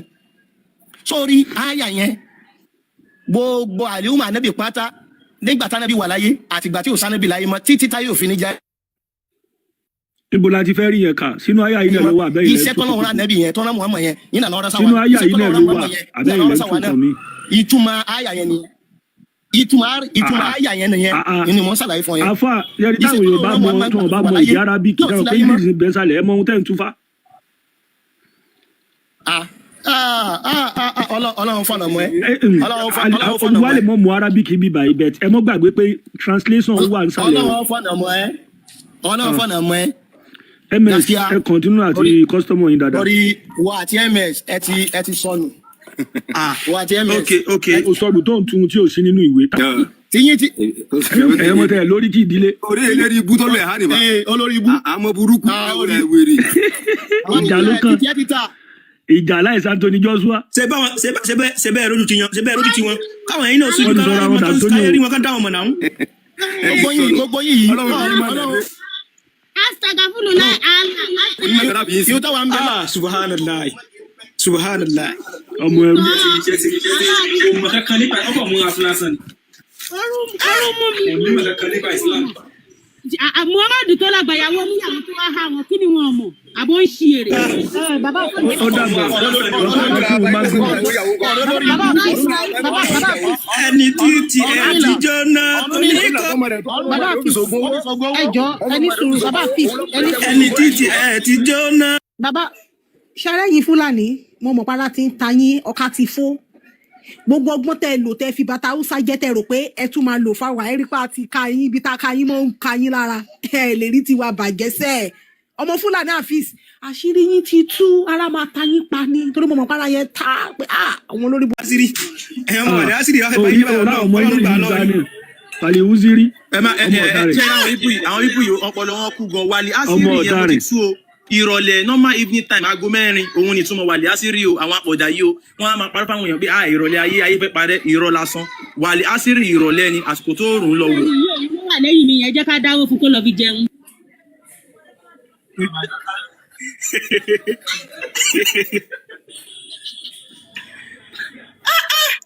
subhanallah àbùkọ́jú ọlọ́run fi ní ọlọ́run tójú ìran ẹ̀ ń tiẹ̀ ṣe bí fúlàní kílé tó ojú ìran ẹ̀ ń tiẹ̀ kílé tó fẹ́ di yorùbá ó rí pé yorùbá da ó wá fẹ́ di yorùbá dandandandan ṣe bí fúlàní ní ìran yorùbá bàbá dá àṣẹṣọ ẹ yorùbá béèrè dá béèrè lọ́wọ́ ẹ rẹ̀ fẹ́ lórí sọ̀rọ̀ mọ́mọ́dù fi yorùbá fẹ́ fáyìn sọ̀rọ̀ sá ọ̀hádé lórí ojú rẹ̀ mọ́mọ́dù fi ẹ ń jagun gbójú yín lórí pamọ́ kò dáhùn mo ti béèrè lọ́wọ́ ẹ̀ kò dáhùn. ẹkọ ẹ fèsì ẹ yìí nìkan ẹ fèsì ẹ ó ti ẹ èmi fèsì ẹ ti yìí fèsì nìkan. èmi gangan ni mo kọ́kọ́ fèsì ẹ̀ àkànbí èmi ni mo kọ́kọ́ kò dáhùn ṣe ó rí kàn ṣe wọ́n ràn wọ́n rán. ìmọ̀ tí mi máa gbà yín ṣé à ń gbọ́ mi ìmọ̀ tí màá gbà yín gbẹnu sàn jáde lọ gba aláàrin mọ̀ràn ẹ jẹ́ ń gbà yín mọ̀ràn mọ́ pé torí ẹni bá ti sọnù ó sọ̀rọ̀ ó mú sọ̀nù padà. a ti sọnù ọmọ náà làwa ọmọ àlùṣetán làwa a ti sọnù ìwọ́tọ̀ brother Abdulkadir lóhun àṣẹṣọ mò ń dá yín lóhùn.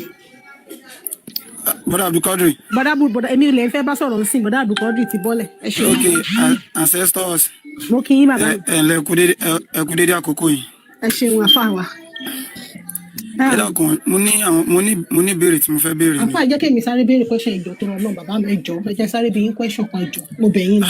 èmi wọ́n kàn sọ ẹ ṣe sùúrù nípa ẹ ṣàlàyé tó wa ìtawà fún wọn bí báyà àṣẹṣọ ẹ gbé wọn dé bẹ́ẹ̀ fẹ́ tó lè béèrè béèrè lọ́wọ́ wọn nǹkan tá à ń ṣe yìí wọ́n lè máa tábà ti béèrè question ìdí táwa wà mí báyìí ni pé àwa kan tí ẹsẹ̀ wa ti ń gbọ̀n àti fẹ́ ṣe fèsì Islam lẹ̀ ìgbà táwa nílé ké wa béèrè lọ́wọ́ àfa àwọn nǹkan tó kọ́ wa ọ̀tọ̀ ní tó kọ́ wa ọ̀tọ̀ ní nǹkan tá à ń padà rí so ìbéèrè mi lélẹ̀ bàbá Suleiman ṣé ẹ lè fi ọmọ ọdún mẹ́fà kẹ́ ẹ máa kó ìbásùn fọmọ ní ọmọ ọdún mẹ́sàn-án ṣé ẹ lè ṣe bẹ́ẹ̀ ṣé ẹ lè bá ọmọ ọdún mẹ́sàn-án sùn.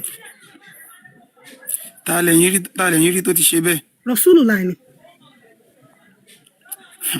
Rasulullah fẹ́ ta ló sọ fún yín pé bó ṣe rí nìyẹn. ẹ ní sùúrù nínú àdìtì ìyá ńlá wa Aisha ó sọ wípé àwọn fúnra ara wọn ni wọ́n fi ẹnu wọn narrate ẹni sùúrù àfa Suleiman ìyá ńlá wa gangan ni wọ́n fi ẹnu wọn fi narrate story yẹn wípé Rasulullah fẹ́ àwọn nígbà táwọn wà lọ́mọdún mẹ́fà ó dẹ̀ kó ìbásùn fún àwọn nígbà táwọn wà lọ́mọdún mẹ́sàn-án a dẹ̀ mọ̀ pé súnà ànábì ni gbogbo wa là ń tẹ̀lé ìwà náà dẹ̀ fi ròyìn ànábì fún wa nínú Kùránì àwọn ní ìwà ni wọ́n fi ròyìn ànábì ẹ̀yin gẹ́gẹ́ bí òjíṣẹ́ ọmọlẹ́yìn ànábì ṣẹ́yìn lè fi ọmọ ọdún mẹ́fà kẹ́ẹ̀dẹ̀ má bá sùn.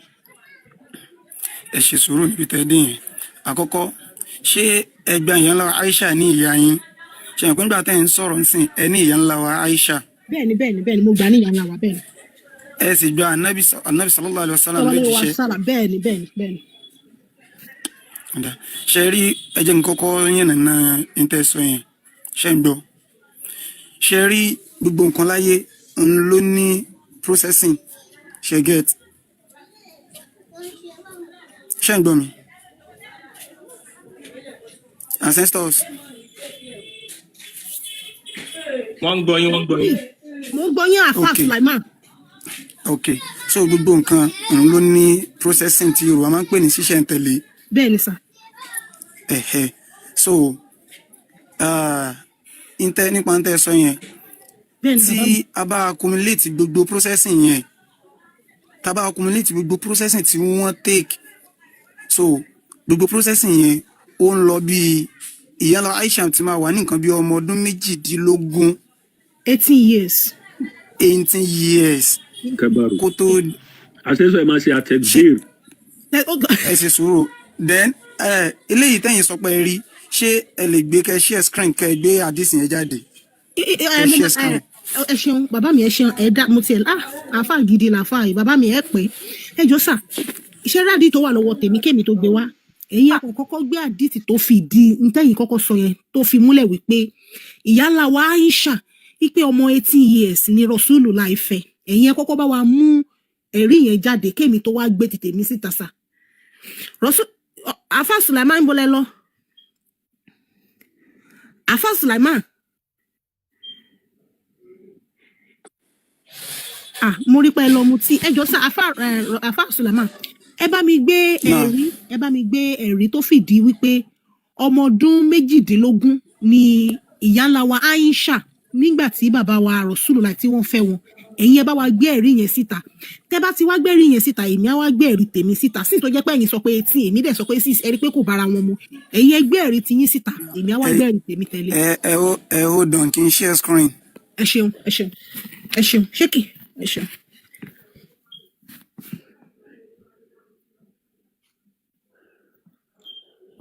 ìyá ńlá wa Aisha ìwúdẹ ní gbogbo eléyìí náà.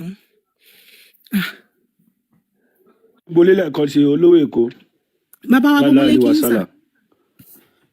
Bàbá Kókó Zaria. Àkàrà mọ́kúnmùláì.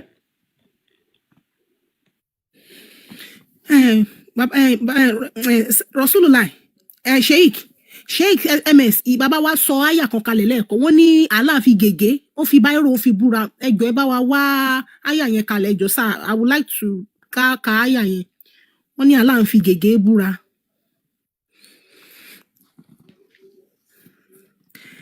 Afa Sulaiman. Pé gọ́gù lágbára jà láàlọ́. Mo gbà tí àkànbí ṣé ọrùn ìyá wa ò ní já báyìí ìyá kọ́ọ̀lì rẹ̀ o. Wà lè alúwa ni. Ẹ mọ́ bà níyẹn jẹ́. Ẹ mọ́ bà níyẹn jẹ́. Ẹ̀wọ̀ ẹ má pa mí ìyá la wa ṣe yóò dá. mo ti kọ́ wọn mo ti fásitì fún life fún gbogbo yín o ẹ̀ ń dẹ́ṣẹ̀ ìpàdé dọjọ́ gbèǹde. Ìgbèǹde àlìkíámọ̀ èmi tí bá tiẹ̀ dálìkì àmọ́ mo wẹ́ ó yẹ pé bàbá wa àkọ́bí ni màá tẹ̀lé tí mo bá dá ọjọ́ ìgbéǹde 72 virgin bàbá àkọ́bí kí wà lára wọn. olówó Èkó ni mo máa tọ́wò àtẹ́mẹ̀s bàbá. àkọ́bí ni mo tẹ̀lé. Àkọ́bí. Àwọn ọmọ ọ̀lẹ́ lẹ́yìn fẹ́ tẹ̀lé ọba lọ́dún. Tẹ̀lé alágbára kí n fi ẹsẹ̀ kan ọrùn ànábì. Àkọ́bí tá a bá dálùjọ náà property yín ni mí ẹ̀yin ẹ má wọrí ara àwọn 72 virgin yín ni mo wà. Ó bá yá géèlè mi máa jẹ́ ń gbà ẹ o. Ẹ lè jẹ bẹ́ẹ̀ ṣùgbọ́n àná la kò sí ìkọ̀tún jẹ́ géèlè àwùjọ náà. Màá wà nínú sẹ́ẹ̀tì àwọn ọmọdún. Ọlọ́run má jẹ́ kí ìkọ́ra ẹni ànábì máa fi ṣá àkọ́bí ní fúru. Ìyá ni wúrà ṣe wà ń bẹ̀ bàbá wa lọ wá kiri wá. Ìyá ni wúrà ṣe wà ń bẹ̀ mọ́. Ìyá ni wúrà ṣe wà ń bẹ̀. Láti jẹ́ ìjọba lọ ṣe gé ara yín láti yọ ní 72 virgin. Èmi máa disvirgin èmi bó tiẹ̀ jẹ́ èmi máa fi tipátipá máa disvirgin Àkànbí níbo ní gẹ̀ẹ́kọ̀. Ìyá ni wúrà tẹ́bà ti sínbẹ̀ mo máa drop yín o Mr. kí mi mọ kan Sulaiman àwọn commentator tẹ́ lọ ń wá kiri yóò lè gbà yín là ò bọ̀ kò sí wàhálà ẹ drop ìyá ni wúrà. Àwọn mùsùlùmí yẹn mọ̀ tó bá ti wà lórí péjì tó máa mú ìjáàbù yẹn tó máa fi funfun báyìí tó máa fi numú tó máa fi jẹ báyìí bíbù yẹn yọ̀gùn díẹ̀ náà o sálẹ̀ nìyẹn náà. Afa Sulaiman ti dé ọba lọmọ ìjọ má bínú Afa Sulaiman ṣẹ́ ti wà ń bẹ̀ sà. Mo wà pẹ̀lú yín mò ń gbọ́ àwọn nǹkan tẹ̀ ń sọ ni lójú ìsàlẹ̀ wa so nǹkan tá a jọ sọ náà ni mo fẹ́ lọ gbé wá mo fẹ́ ṣe screen ẹgbẹ́ wá bàbá mi. hold on ẹ fún mi ní time díẹ̀. Kò sí problem ẹ lọ gbé wá ẹ ló ṣe pàtàkì ẹ ṣe. Ọba P.O. ṣe wà ń bẹ̀ sà. Ọba P.O. Ọba P.O. ṣe wà ń bẹ̀.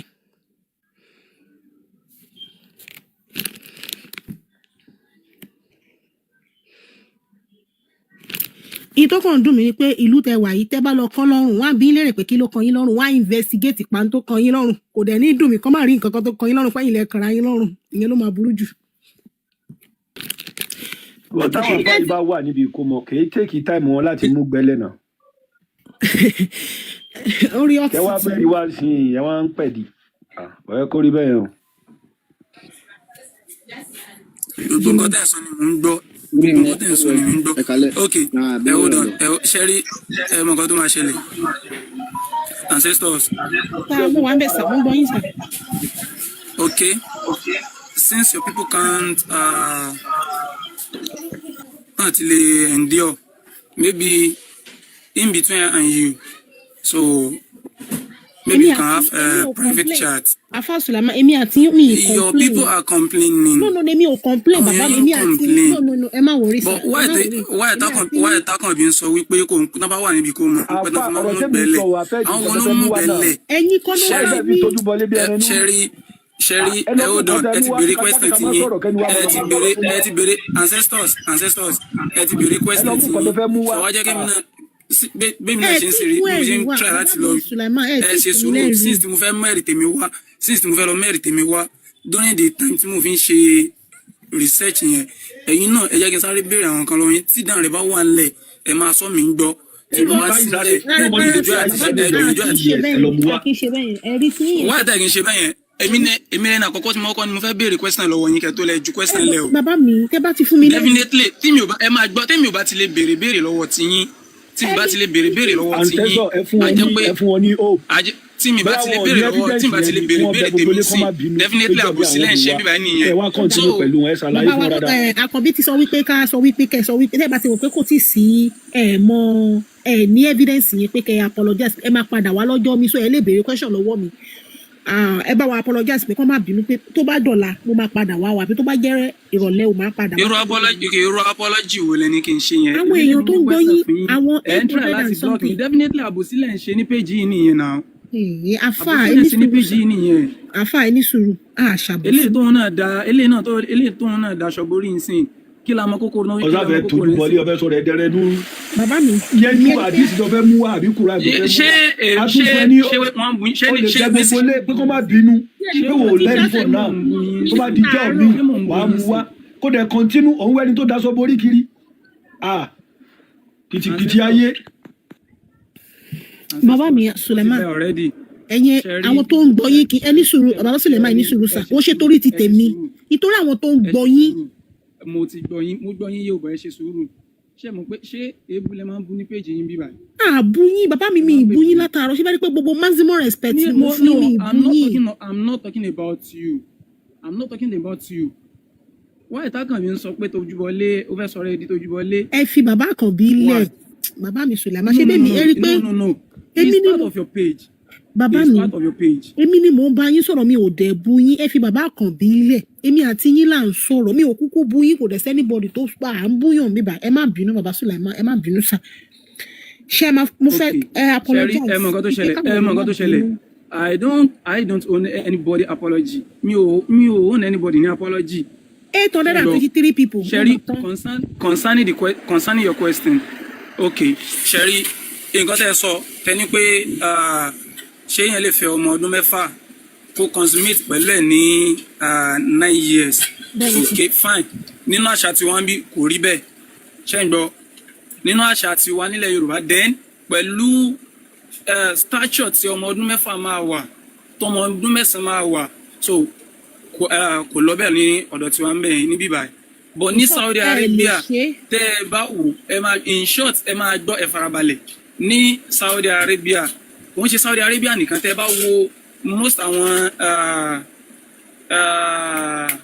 kí lórúkọ àwọn bíbá àwọn west tẹ́ bá wo most àwọn west yẹn tẹ́ bá wo most country wọn níbẹ̀ wọ́n máa ń ní rapid growth àtọkùnrin àtobìnrin wọn so ní Nàìjíríà tá a rẹ̀ wá lónìí gan náà ń sìn pàápàá jùlọ nílẹ̀ Yorùbá wa tá a wá ń sìn ọmọ 10-11 years ó ti ń ṣe period tí ò rí bẹ́ẹ̀ láti jọ wá so definitely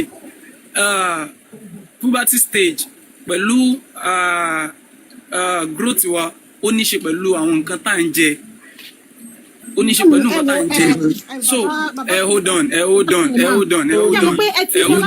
so then tó bá rí bẹ́ẹ̀ ṣe gbọ́ rí sallallahu alaihi wasallam ó yàtọ̀ sí àwa tó kú gẹ́gẹ́dé so ìtọ́lọ́mbà pàmìtì àwọn ànábì rẹ̀ lé lórí àwa tá a kàn jẹ́ èèyàn lásán àwa kúrúǹtù yìí ìtọ́lọ́mbà pàmìtì àwọn ànábì rẹ̀ fún àwọn ò lè ṣe. mo kí gbogbo ní o mo ṣe làbọrú mo ṣe làbọyè. ìjọ ẹni tó náà sọ̀rọ̀ lọ́wọ́ náà ẹni sùúrù ṣé nǹkan tẹ́ ń sọ fún wa sí ìpàwà Yorùbá nílà káyè gàlá lọ. irú ọ̀rọ̀ wọn wò lẹ́ ń sọ báyìí ancestors ẹ má bínú pẹ̀lú language yẹn. nǹkan tẹ́ ń tọ́ láti sọ irú ọ̀rọ̀ wo lẹ́ ń sọ yẹn. ẹni sùúrù ẹ sọ pé àwa Yorùbá wípé lọ́dọ̀ tí wàá ń bíbá yìí pé a lè ṣe irú ẹ̀ kò ń ṣe àṣà wa. ó yá ṣe sùúrù ó yá nílẹ̀ Yorùbá yìí náà nílẹ̀ Yorùbá ẹ ó dán. ẹ ṣe filẹ̀ Yorùbá lẹ̀ ẹ ń sọ fún wa pé indirectly àwa ọmọ Yorùbá ìṣe àti ṣàwa a ní làákàyè ju Allah lọ ikọ̀ tẹ́ ẹ tẹ́ láti sọ nìyẹn a ní làákàyè ju Rasulu láì lọ because nínú àṣà àti ṣe tiwa àwọn bàbá tiwa wọn ò lè bọ́ ọmọdún mẹ́fà wọn ò lè fẹ́ ọmọdún mẹ́fà débi tán tiẹ̀ máa bá sùn lọ́mọdún mẹ́sàn-án so nǹkan tẹ́ ẹ sọ fún wa nìyẹn pé a ní làákàyè ju Allah àti òjíṣẹ́ ńlá ẹ̀ nìyẹn so nǹkan tẹ́ fi dìdí tẹ́ fi múlẹ̀ nìyẹn ẹ jẹ́ ká kúrò lórí ẹ̀ bàbá mi ǹjẹ́ mọ̀ pé ó wà nínú Kùránì ẹni sùúrù ancestors ẹ ṣe sùúrù lẹ́nu tí ẹ jẹ́ kí n sáré sọ̀rọ̀ lórí ìtẹ̀sọ yẹn màá gbọ́n àyà tẹ́ fẹ́ mú wá màá gbọ́ yín bọ̀ ẹ jẹ́ kí n sáré sọ̀rọ̀ lórí ìtẹ̀sọ yẹn ṣe rí nílẹ̀ Yorùbá tẹ̀ ń sọ yìí náà wọ́n ń pe kinní kan ní àlè tí wọ́n sọ pé wọ́n ti fẹ́ láti kékeré wọ́n ṣàn fẹ́ ọmọ láti kékeré tó bá dẹ̀ tó stage tó yẹ kó wọlé ọkọ wọn ni kan yí wọ́n wá san gbogbo nǹkan orí ẹ̀tàn bá fẹ́ san kán máa mú lọ ìyẹn ń kọ́ nílẹ̀ Yorùbá ìyẹn ń kọ́ so tí Yorùbá ti wá tẹ́yìn lọ́rùn ẹ jẹ́ ká fìyẹn lẹ̀ ní tẹ́ fẹ́ mú ẹ mú wá. mo fẹ́ béèrè kọ. ẹjọ ní sùúrù bàbá Yorùbá. ẹjọ kí lákànbí gbé sí TikTok yìí ní ká wọ́n drop àkànbí ẹgbẹ́ àkáǹtì mi wọlé. ancestors yà mí gbọ́ yín o. ẹ sọ wípé àwọn bàbá wa pé tó bá rọmọ kékeré wọn lè sọ pé àwọn fẹ́ pé tó bá ti wá dàgbà wọn wá sọ orí ẹ ṣọmọ ọdún mẹ́fà ni wọn bá ti. ẹ kúrò lórí ẹ béèrè nǹkan tẹ́ ẹ fẹ́ béèrè. ẹ jọ ms ẹ bá mi gbé kúra 64 aya 5 síta. parun. ọba lọmọ ẹjẹ má bínú mà káàpẹ bóyá ẹ kàn lè jẹ́ kí n gbé ìbéèrè kan mo ṣe jọ ẹ náà fún mi bọ ó kọ́ ní kan mo fẹ́ béèrè so wọ́n máa di bóyá máa lè answer pẹ̀lú ẹni sùúrù náà ká ṣe tán ẹ má ṣe bẹ́ẹ̀ náà bàbá ẹ má ní time ẹni sùúrù sà. Mr. Sulaiman èèyàn dáadáa ni mo dẹ̀ láìkì yín afa ẹ bá wa káyà tó wà lójú pátákó ìkẹdẹ sọ ìkẹ bá wa tu ní èdè Yorùbá ẹ kà á kẹ wá bá wa tu ní èdè Yorùbá ẹ ṣeun bàbá mi ọmọ Yorùbá gidi ni bàbá yàrá mo láìkì wọn. kí ni nǹkan tí ẹ fẹ́ derive níbi àyà yìí. no ẹ ṣe sùúrù ẹ kàn lè ní kí n ka àyà kí n dẹ̀ máa tu bẹ́ẹ̀ yẹn as long as tó jẹ́ pé no hold on ṣé ẹ mọ̀ pé ẹ ti béèrè question ẹ̀yọ̀kan lọ́wọ́ tèmi ẹ tí jẹ́ kémi ẹ tí fún mi láǹfààní àti béèrè ẹ̀yọ̀kan lọ́wọ́ ti yín o. bàbá ẹ fún mi lẹ́fídẹ́ǹsì náà ẹ kàn sọ ni ẹ fún mi nǹkan tẹ́ sọ ẹ fún mi lẹ́fídẹ́ǹsì ẹ kàn sọ lẹ́nu ni ẹ̀yin ẹ bá wa ká àyà yìí láti fìdí ọ̀rọ̀ yẹn múlẹ̀ ẹ bá wa ká àyà yìí kẹ́ wá bá wa tu bàbá mi ẹ ṣeun sà. àfa sàlámà ẹ bá wa kà kẹ́ ẹ tu fún wa lédè Yorùbá ẹ ṣeun.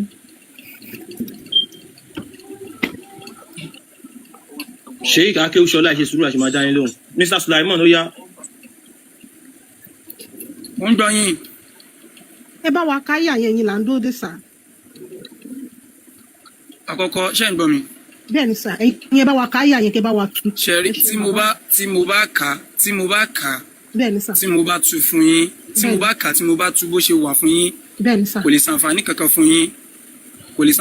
fún yín reason tí mo fi ní kò lè ṣàǹfààní kankan fún yín ni pé ẹni tí ò bá kí ń ṣe mùsùlùmí kò lè ka Quran pẹ̀lú translation àwọn English translation tí wọ́n ṣe àbí Yorùbá translation tí wọ́n ṣe kó lóun máa understand the Quran kò lè ever understand ẹ̀ ó ti ṣẹ́rí.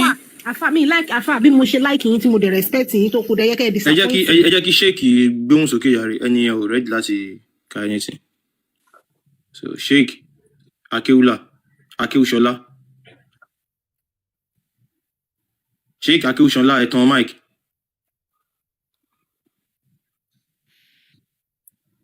hello. ẹ káàsán. ṣé ń gbọ́ mi. à ń gbọ́ yín ẹ kúrò lè sà. yes sir. kí lè fẹ́ bá wa dá sínú ètò wa. mi wàá dá sí nǹkan kan mi ǹdẹ̀ wàá fèsì o. ṣé ẹ kàn wá kí wà. ráfà tẹ gbé wọlé o sẹ́rẹ̀ tí ò bá ti gbọ́n gbogbo àfà náà kọ́ ló gbọ́n ẹni tí ò bá sì ti gbọ́n irú tẹ́ ń ṣe yìí kò gbọ́dọ̀ mọ́ dá sí. tẹ́rí ṣebí ìwọ kan sọ English ń bẹ̀ yẹn ìlú tó wà yẹn ṣe Yorùbá náà ló fi ń pawó ń bẹ̀ àbí English ló fi ń pawó níbi Yorùbá ló fi ń ṣiṣẹ́ ń bẹ̀. nǹkan tẹ́ ń sọ òye wa ṣé nǹkan tẹ́ ń sọ ni pé ẹ̀ ń fi Arabic pawó Nàìjíríà. ṣé ránà bí àtọ́lọ́ tẹ fẹ́ bá fa wàhálà ẹ ṣe sùúrù kò yé wa ṣé nǹkan tẹ́ ń sọ ni pé Arabic àti Quran lẹ fi ń pawó. ṣebí òun pẹrẹ lẹ́lẹ́à wo ọ̀rọ̀ àwọn tí wọ́n pín bẹ́ẹ̀ yẹn rí bí wọ́n ṣe ọ́ sí. àwọn àpọ̀jà àwọn àfáà tí ń fún yín lésì ni òníṣẹ́ àná Ọlọ́run lẹ́lọ́ bá fa wà láàrin àtànà bíi abíẹ́gbẹ́ àfáà tí ń pín gbẹ̀yìn ayé òpònú sórí ẹ̀ tọ́lọ́wọ́ bá dá lẹ́rìn èṣù orí pò ju èṣù náà. ṣe ọ̀rọ̀ èṣù wa náà àwa máa yọ ní ìjọba bá ti bọ̀ pọ́nmọ́ èṣù wa. ó jọ ìrìn èṣù ìdẹ̀rẹ̀ tí ń pẹ̀ lẹ́yà tó ń ṣe báyìí. Sheikh bí mo ṣe fẹ́ràn yín tó tí mo rò pé mo wá tí mo rí Sheikh tí mo rò pé àfa ńlá ni ọba lọmọ bá sọ̀rọ̀ ọba lọmọ. wo lé nígbẹ̀yìn ìdílé tí wọ́n lé sí ìdílé náà ní oníkóbọ̀ ká yà ṣé ìyá rẹ̀ máa yà tó ní ó kà. ọba lọmọ ẹ bá sọ̀rọ̀. ta ló ń jẹ́ ọba lọmọ nígbà tọ́rọ̀ rí o fẹ́ dàrú sórí n tó gbé ojú náà ni ó máa túbọ̀ tán rẹ̀ dàrú. àwọn àbá ìdè ń para báyìí. ms baba ti ń pe èsì èèyàn tí lórí ìtọ́lọ́ fẹ́ ràn náà nírú ẹ̀dá tó jẹ́. ọba lọmọ ẹ mú ẹkún ẹ dájú ẹkún ẹ. wọn náà kan tó wà ń bẹ dìdẹ̀rín ọmọ ẹ pé kéde àwọn tó ẹ̀yin tẹ́yìn gbé wá bí tẹ́ni ọmọ tún kọ́ mọ pé kéde náà ní tó náà lọ́kẹ́ àrí ẹ̀ lẹ́ ànábì lọ́ba fa wàhálà lọ́rùn tí à ń tàwa pẹ̀lú ànábì tó ní ká máa bọ̀ sọ̀rọ̀ lórí tó fẹ́ mọdún mẹ́fà ọlọ́run tó rẹ sáré ní ọlọ́ba fa wàhálà yín sáwà ní ká máa fọ lé sí yín dìde àwọn tí ń bá yín fa wàhálà ni àwọn tí ń bá yín sọ̀rọ̀ lẹ mẹ́ẹ̀yà dìde rin ẹni tí ó ní sẹ́ni mọ̀ ní ẹ̀ kódà tó gbọ̀rún lọ kó lọ bọ́ lọ́hùn tọ́lá ṣe bí àwọn tí ń bá yín bìjà náà bí òní sẹ́ ọlọ́run tó rẹ sáré ní ọlọ́ba fa wàhálà kẹ́lí ó ṣe fẹ́ mọdún mẹ́fà òṣùká tó ń wé kiri yẹn sí family house ni wọ́n ti dálé kí o gba yóò máa bọ̀gùn dìdìrín sí family house tí gbogbo ayé máa mọ́sùn kó fò kiri dìdìrín ṣẹbẹ́ ìwà ń tẹ́jẹ náà ni. òṣùká tó wé sórí yẹn bolo ti jogún rẹ̀ ká ló kó ba ẹ tó ní kọ́ mọ ru òṣùká kiri. gbà Tinubu lọ́wọ́ máa já 50-50 náà lórí yín kí lẹ́rìí ṣe sí òpònú. nọ́mà ní ìlú tí wọ́n bá ti ṣe táàsì ìlú yẹn lọ wájú. wọ́n wá máa ṣerú Nàìjíríà aládàáwó èèyàn dìdìrín kéwú nìkan lókè ò kọ́pọlọ ìlú tí wọ́n bá ti ṣe táàsì lágbàáyé. ogun tí wọ́n bẹ́ẹ̀ olórí ibú èèyàn irú oṣẹ́ tó fẹ́ jẹ́ ọlọ́run dẹ̀sù náà irú àwọ̀ tí yóò fi jẹ́ ṣéṣù náà lọ́lọ́run dá mọ́ ọjọ́ ní ṣéṣù náà. ló ń ṣe what do you do for a living? ẹ̀yin aláburú. Afa what do you do for a living? mo ń bọ̀ ṣèyí kẹ ẹ̀jẹ̀ ṣe sùúrù ẹ̀jẹ̀ ṣe bí ọmọlúàbí ẹ ṣe bí ọmọlúàbí náà ṣèyí ẹ ṣe sùúrù náà ṣèyí kẹ ẹ̀jẹ̀ ṣe a máa drop yín bẹ́ẹ̀ yín ṣe ìjọ yín ṣe bí aládánwò báyìí kí ló ṣe yín náà kí ló ń send request àfi gbé yín wọlé kí ló dẹ̀ ń ṣe báyìí náà kí ló dẹ̀ ń ṣe bí kíní báyìí náà kí ló dẹ̀ ń ṣe bí Muhammadu báyìí náà. ẹ máa ṣerú oògùn àkí gbogbo lẹ o.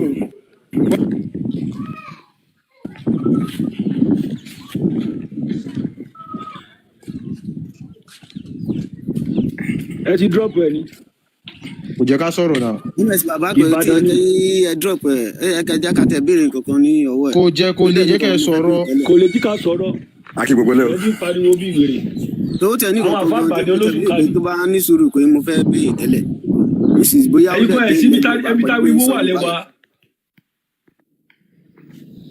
ẹjọ́ tí a bá fẹ́ bá wa sọ̀rọ̀ ẹ máa wà níbi tó quiet tí a ti máa lè enjoy yín ẹjọ́ because àwọn èèyàn ń gbọ́ wa àwọn dẹ̀ stream kiri Sulaimon yìí náà ibi tá wíwó wà lẹ́wà generator. Ancestors. Mr. Sulaimon. mo wà pẹ̀lú yín ń dá yín lọ. ṣẹ́yìn náà lè wálé kan ẹ tó lọ gbé àkáǹtì mi wá rí. ẹ yẹ kẹ́ kọ́kọ́ treat tọ́pìkì tí bọ̀bọ̀ yẹn ṣe. Tinubu ní kó máa sọ 50-50 naira ẹni sùúrù àfà wọ́n ti ń complain lórí pé àwọn ò lè sọ̀rọ̀ sí pé Tinubu ní káwọn máa ṣe 50-50 naira ìlú wo ni wọ́n ṣe tax lágbàáyé tìlú yẹn ní tẹ̀síwájú. kò sí. just 50-50 naira for your country ara ti ní ẹ̀yin olórí burúkú akéwù tọrọ jẹ yìí ó lágbára gan o ẹ̀yin bíbí ọ̀tẹ̀ fẹ́ lọ síwájú fún Nàìjíríà rárá. àkànbí àwọn akéwù tọrọ jẹ yẹn ò contribute anything sí Nàìjíríà dà. not at all. ẹ dẹ̀ ń complain nǹkan tá à ń sọ fẹ́yìn ọlọ́pàá nìyẹn. ayé yìí ti àwọn pípù yìí tẹ̀ bá gbé wọn sí kọ̀ǹdíṣẹ̀ tó ní agbára wọn ò lè wá nǹkan ṣe. 50-50 naira gbogbo ẹ̀rẹ́ ìfọ̀sí gbogbo sọ́sítù kò sí ọ̀dọ̀ kò sí náà. òṣìlẹ̀ ń ṣe bíbá nìyẹn. òṣìlẹ̀ wà láyé ní ṣe gbogbo àti ìranù lẹ́ ṣe. jẹ́ ká sọ̀rọ̀ ẹ̀ mọ́kàn Àkànbí ẹ̀ ṣe sùúrù Mr. Sulaimon. ṣé bí Nàìjíríà ṣe rí bílẹ̀ Yorùbá ṣe rí ṣe nu yín dùn sí? ṣé ọ̀rọ̀ ìlú lẹ́fẹ̀ẹ́ sọ ni àbí kí ni.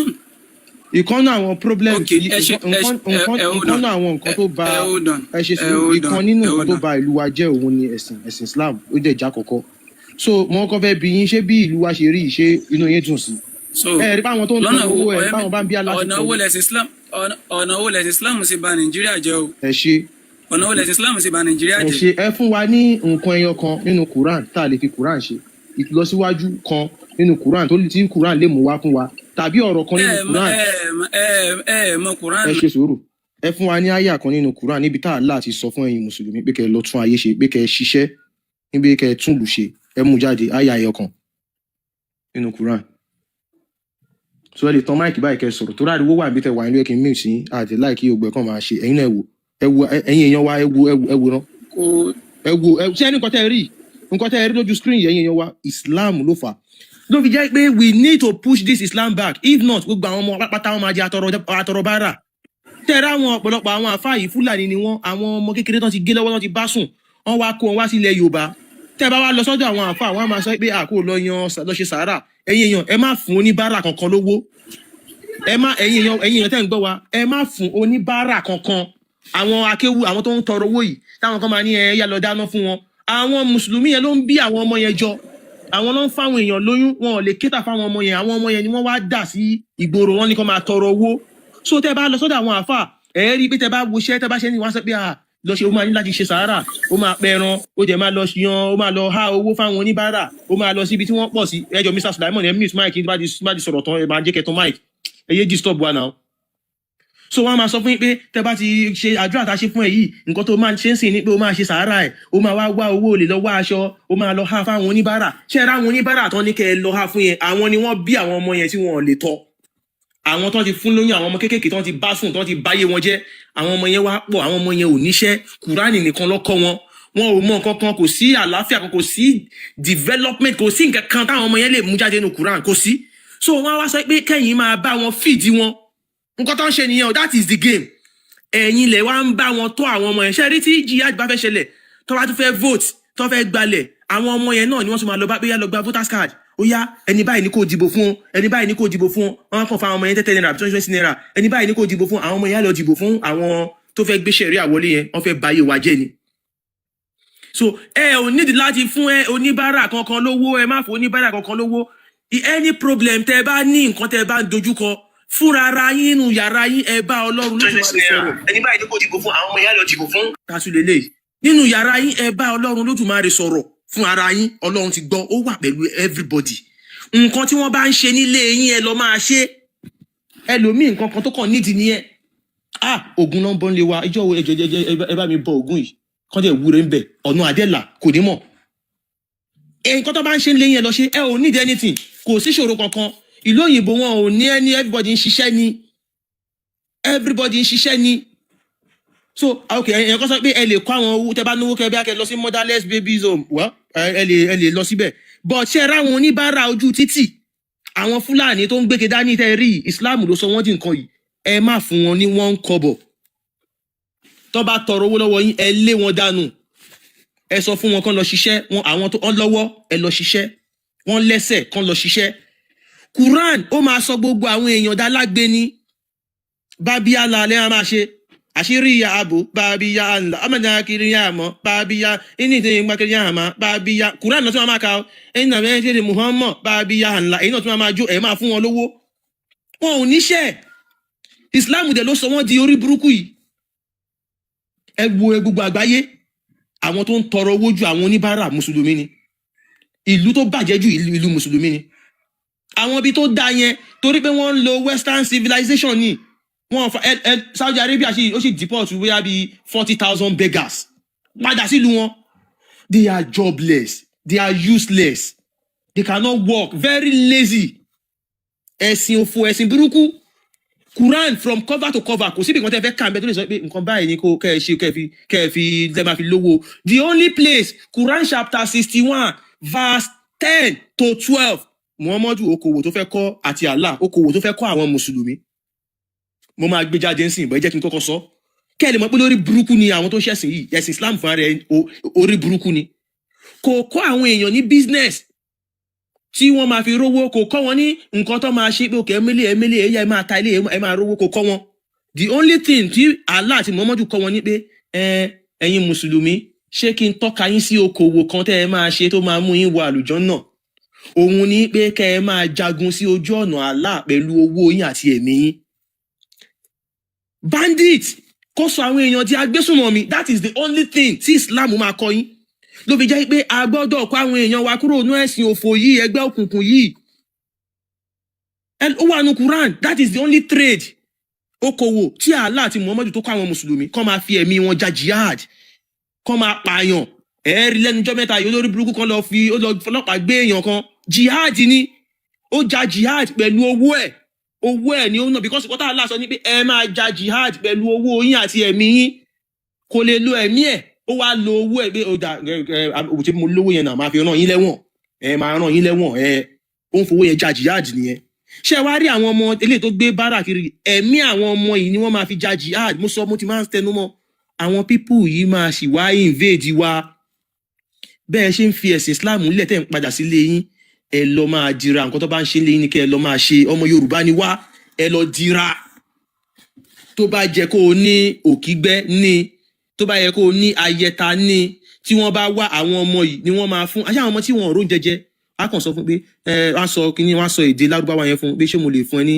5,000 ẹni báyìí kó lọ bá mi gún pa lọ ó máa ń pè ó jẹ́ máa lọ ṣe ẹ̀yin náà wọ́n ṣe gbá bọ́dá ni wọ́n máa ṣe so ẹ̀sìn yìí wọ́n fẹ́ wá fi pa wá ni àmọ́ wọ́n tó yẹ pé o ti ní òkìgbẹ́ lára tó kọ́kọ́ gún lẹ́ẹ̀kìní ẹ̀jẹ̀ báwọn wèrè yẹn máa ń gbọ́ bẹ́ẹ̀ rìn bọ́ ṣe wà yí ọ̀bẹ wà lára wọn tó gún ẹyọ kan wí tó rí pé kò wọlé ìdákẹ́ sá lọ tàbí kẹ́yìn náà mú mọ́lẹ̀ ń bẹ̀ ìkọ́ àṣẹ kan bẹ̀ ìkọ́ máa ṣẹlẹ̀ ń bẹ̀ ẹ̀yin èèyàn jí o Islam kò sí nǹkan kan tó mú wá ó wá ba ayé wa jẹ́ ní nílẹ̀ Yorùbá wọ́n wá fi ok mo tẹ̀lé mo fẹ́ ṣe fídíò kan wọ́n wá fi ẹ̀sìn Islam yìí wọ́n wá fi destroy wa ni a gbọ́dọ̀ ṣe kí ni fún ara wa ká tètè wọ ipò òṣèlú we have to take over our country from these people ẹ wà àwọn àfáà wọ́n á fẹ́ yàwó 4, 5, 6 wọ́n tún máa ní àwọn ẹrú tó ń bá sùn tá a láàsọ fún wọn kó máa bímọ rẹpẹtẹ bó ṣe ń gbalẹ̀ wọ́n fẹ́ gbalẹ̀ ni tó bá ti wá bímọ rẹpẹtẹ àwọn ọmọ yẹn ló máa dá wàhálà lẹ̀ sínú ìlú ò ní sinmi ló fi jẹ́ pé lọ́wọ́ tá a wà yìí àwa ọmọ Yorùbá Ọlọ́run á ṣe a ní láti padà sí di iṣẹ́ àgbẹ̀ a dẹ̀ ní láti bí ọmọ àwa náà ní láti bí ọmọ ká tọ́ àwọn ọmọ wa ká kọ́ wọn ní ẹ̀kọ́ tó yè kóró nílànà Yorùbá ká kọ́ wọn ká tètè lè overthrow àwọn pípù yìí ti ṣẹ́jú pé in the next 40 years in the next 30 years ok àwa 1 million la wà ní àwa ọmọ Fúlàní tá a wà nílẹ̀ Yorùbá yìí 1 million ní wá ó jẹ́ ká tá a bá fẹ́yàwó 4 tá a bá bí ọmọ tàbí ọmọ 10 in the next 40 years ẹ mọ iye population wọn ni táwa ọmọ Yorùbá wá kọ̀ táà bí ọmọ ẹyọ kan ọmọ 2 ẹ̀yin èèyàn wa they will take over the country o fact mo ń sọ fún yín o they will take over so it is either ká tètè ṣe kí ni káyé tí mo bá ṣe máa wọ ipò òṣèlú òfin nìkan láti fi dè wọ́n òfin nìkan níbi ẹ̀sìn yìí tá a bá ti fi òfin dè ẹ̀sìn yìí gbogbo mọ́ṣáláṣí a fẹ́ gbọ́ ariwo kankan kí irun òfò tó fẹ́ kí inú yàrá ẹ ìwọ́n tó bá ti rí tó ń tọrọ owó ẹgbẹ́ ẹ lọ dá sí ibi tó ti máa ṣiṣẹ́ oko ẹ wo lẹ́ta ní àwọn olórí burúkú wọn ò lè ṣiṣẹ́ oko àyàfi kí wọ́n máa ṣàgbé kiri bábíyá ńlá ẹ̀sìn Islam dẹ̀ ni kọ́ máa pààyàn àwọn tó lówó nú wọn ò lè ẹ́ bá ràn wọ́n lọ́wọ́ káwọn náà kọ́ máa bóbìnrin sùn ni kọ́ máa bímọ lọ rẹpẹtẹ nǹkan tá a là sọ nìyẹn tí n bá lọ ka àwọn countries tí ó yẹ pé kò kí ń ṣe ilẹ̀ arabu tẹ́lẹ̀ tí wọ́n ti di ilẹ̀ arabu lẹ́nu báwo lọ́n ṣe gbàbẹ̀ báwọn ará bíi ṣe wọlé náà ni wọ́n ṣe wọlé síbẹ̀ wọ́n wá ń fẹ́ yàwó wọ́n ń bímọ rẹpẹtẹ the same way tí báwọn mùsùlùmí yẹn máa ń bímọ gan mùsùlùmí ẹyọ kan ó lè bímọ 30 ẹyọ kan olórí burúkú làwọn bíbú yìí kò dẹ̀ ní kéta fún wọn tó bá bímọ rẹpẹtẹ wọ́n ti fojú wo pé àwọn ọmọ 30 yìí wọ́n ti sọ fún ilẹ̀ yìí ilẹ̀ wa ni o ọ̀n ṣọ́mọ lẹ́yìn o wọ́n á jẹ̀ máa bá yín sọ èdè yín ẹ̀yin ò jẹ́ mọ̀ wọ́n opportunity lọ́n wá opportunist ni wọ́n tó bá ti fi ráyè wọlé síbi tó fẹ́ wọlé ipò agbára wọn máa òfin náà máa fi mú gbogbo wa o ó dẹ̀ máa le díẹ̀ wò nǹkan tó ń ṣẹlẹ̀ ní Iran léde so kó bá má ṣẹlẹ̀ kó má di pa àwọn ọmọ tá a bá padà fi sílẹ̀ àwọn ọmọ yìí máa gbé àwa tá a jẹ́ òbí wọn ṣépè wípé aṣááyín bàbá wa ṣe bẹ́ẹ̀ mọ̀ pé kíní ẹ̀jẹ̀ ní àǹfààní láti mọ̀ pé irọ́ ni kíní ẹ lè research ẹ lè ka oríṣiríṣi ìwé kí ló dé tí ẹ ò ká kí ló dé tí ẹ ò sọ fáwọn èèyàn àwa ti kó wọn sínú wàhálà tán àti jáde àwa nira ẹwà Hausa lè ní wọn ò lè bọ́m̀bẹ̀ o wọn ò lè bọ́m̀bẹ̀ kò sí wọ́n yẹn fẹ́ ṣe ó máa la ogun lọ ìbẹ̀rẹ̀ ogun dẹ̀ là ń mọ̀ kò sẹ́ni tó mọ òpin ẹ̀ gbogbo àwọn olórí wọn àwọn Fúlàní dẹ̀ ti gba gbogbo lórí ẹ̀rọ máa rí tó bá náà fẹ́ fìyàn kan joyè nílẹ̀ Yorùbá lé ní wọ́n wá múra Fúlàní fún they want to stylishly erase our mode of dressing kan gbé ti Fúlàní lé wa lọ́wọ́ so táwọn ọmọ wa ò bá mọ bí a ṣe múra nílẹ̀ Yorùbá tó yẹ pé ti Fúlàní náà rẹ̀ máa rò bí that is our culture no kò kí n ṣe culture wa kán máa wé láwàlì kán máa ṣe kíní kan bí kíní kan sí orí ẹ̀ báyìí kò ń ṣe culture wa kò ń ṣe àṣà àti ṣe tiwa we have our own mode of dressing a ní ìlànà a ní bá a ṣe ń sọmọ lórúkọ a ní àṣà sọmọ lórúkọ a ní àṣà àsìnkú a ní àṣà àgbéyàwó gbogbo èyí tẹ́yìn rí tán pé ní ìka ìyàwó akọ́la ní tán máa ń bímọ tán máa ń ka Quran tán ń kírun sí létí àwa akọ́la ní ó pẹ̀lú nǹkan tó ń sọ àwọn ọmọ ọ̀pọ̀lọpọ̀ ọmọdé lórí burúkú tó bá bímọ tó gbélé tó lọ́n ka kéwù sí létí kò dẹ̀ sáàdúrà tá a fẹ́ ṣe kò sí ìwúre tẹ́ ẹ fẹ́ ṣe ẹ̀yin èèyàn wa pẹ̀lú orúkọ lárúbáwá kò lè ṣiṣẹ́ we have to get this fact. Kò sí ìwúre tó o fẹ́ ṣe fúnra ẹ pẹ̀lú orúkọ Lárúbáwá kò lè ṣiṣẹ́ because that name kò wà connected mọ́ ancestral land yẹn kò lè ever work. We have to change all our names to Yoruba names. So we have to change. We have to change our names to Yoruba names. Anito Dotiwa. So they want to use style. The only way we can conquer these people is to erase their history. So they won't identify who they are. Odo tó bá ti gbàgbé orísun ó máa gbẹ ni.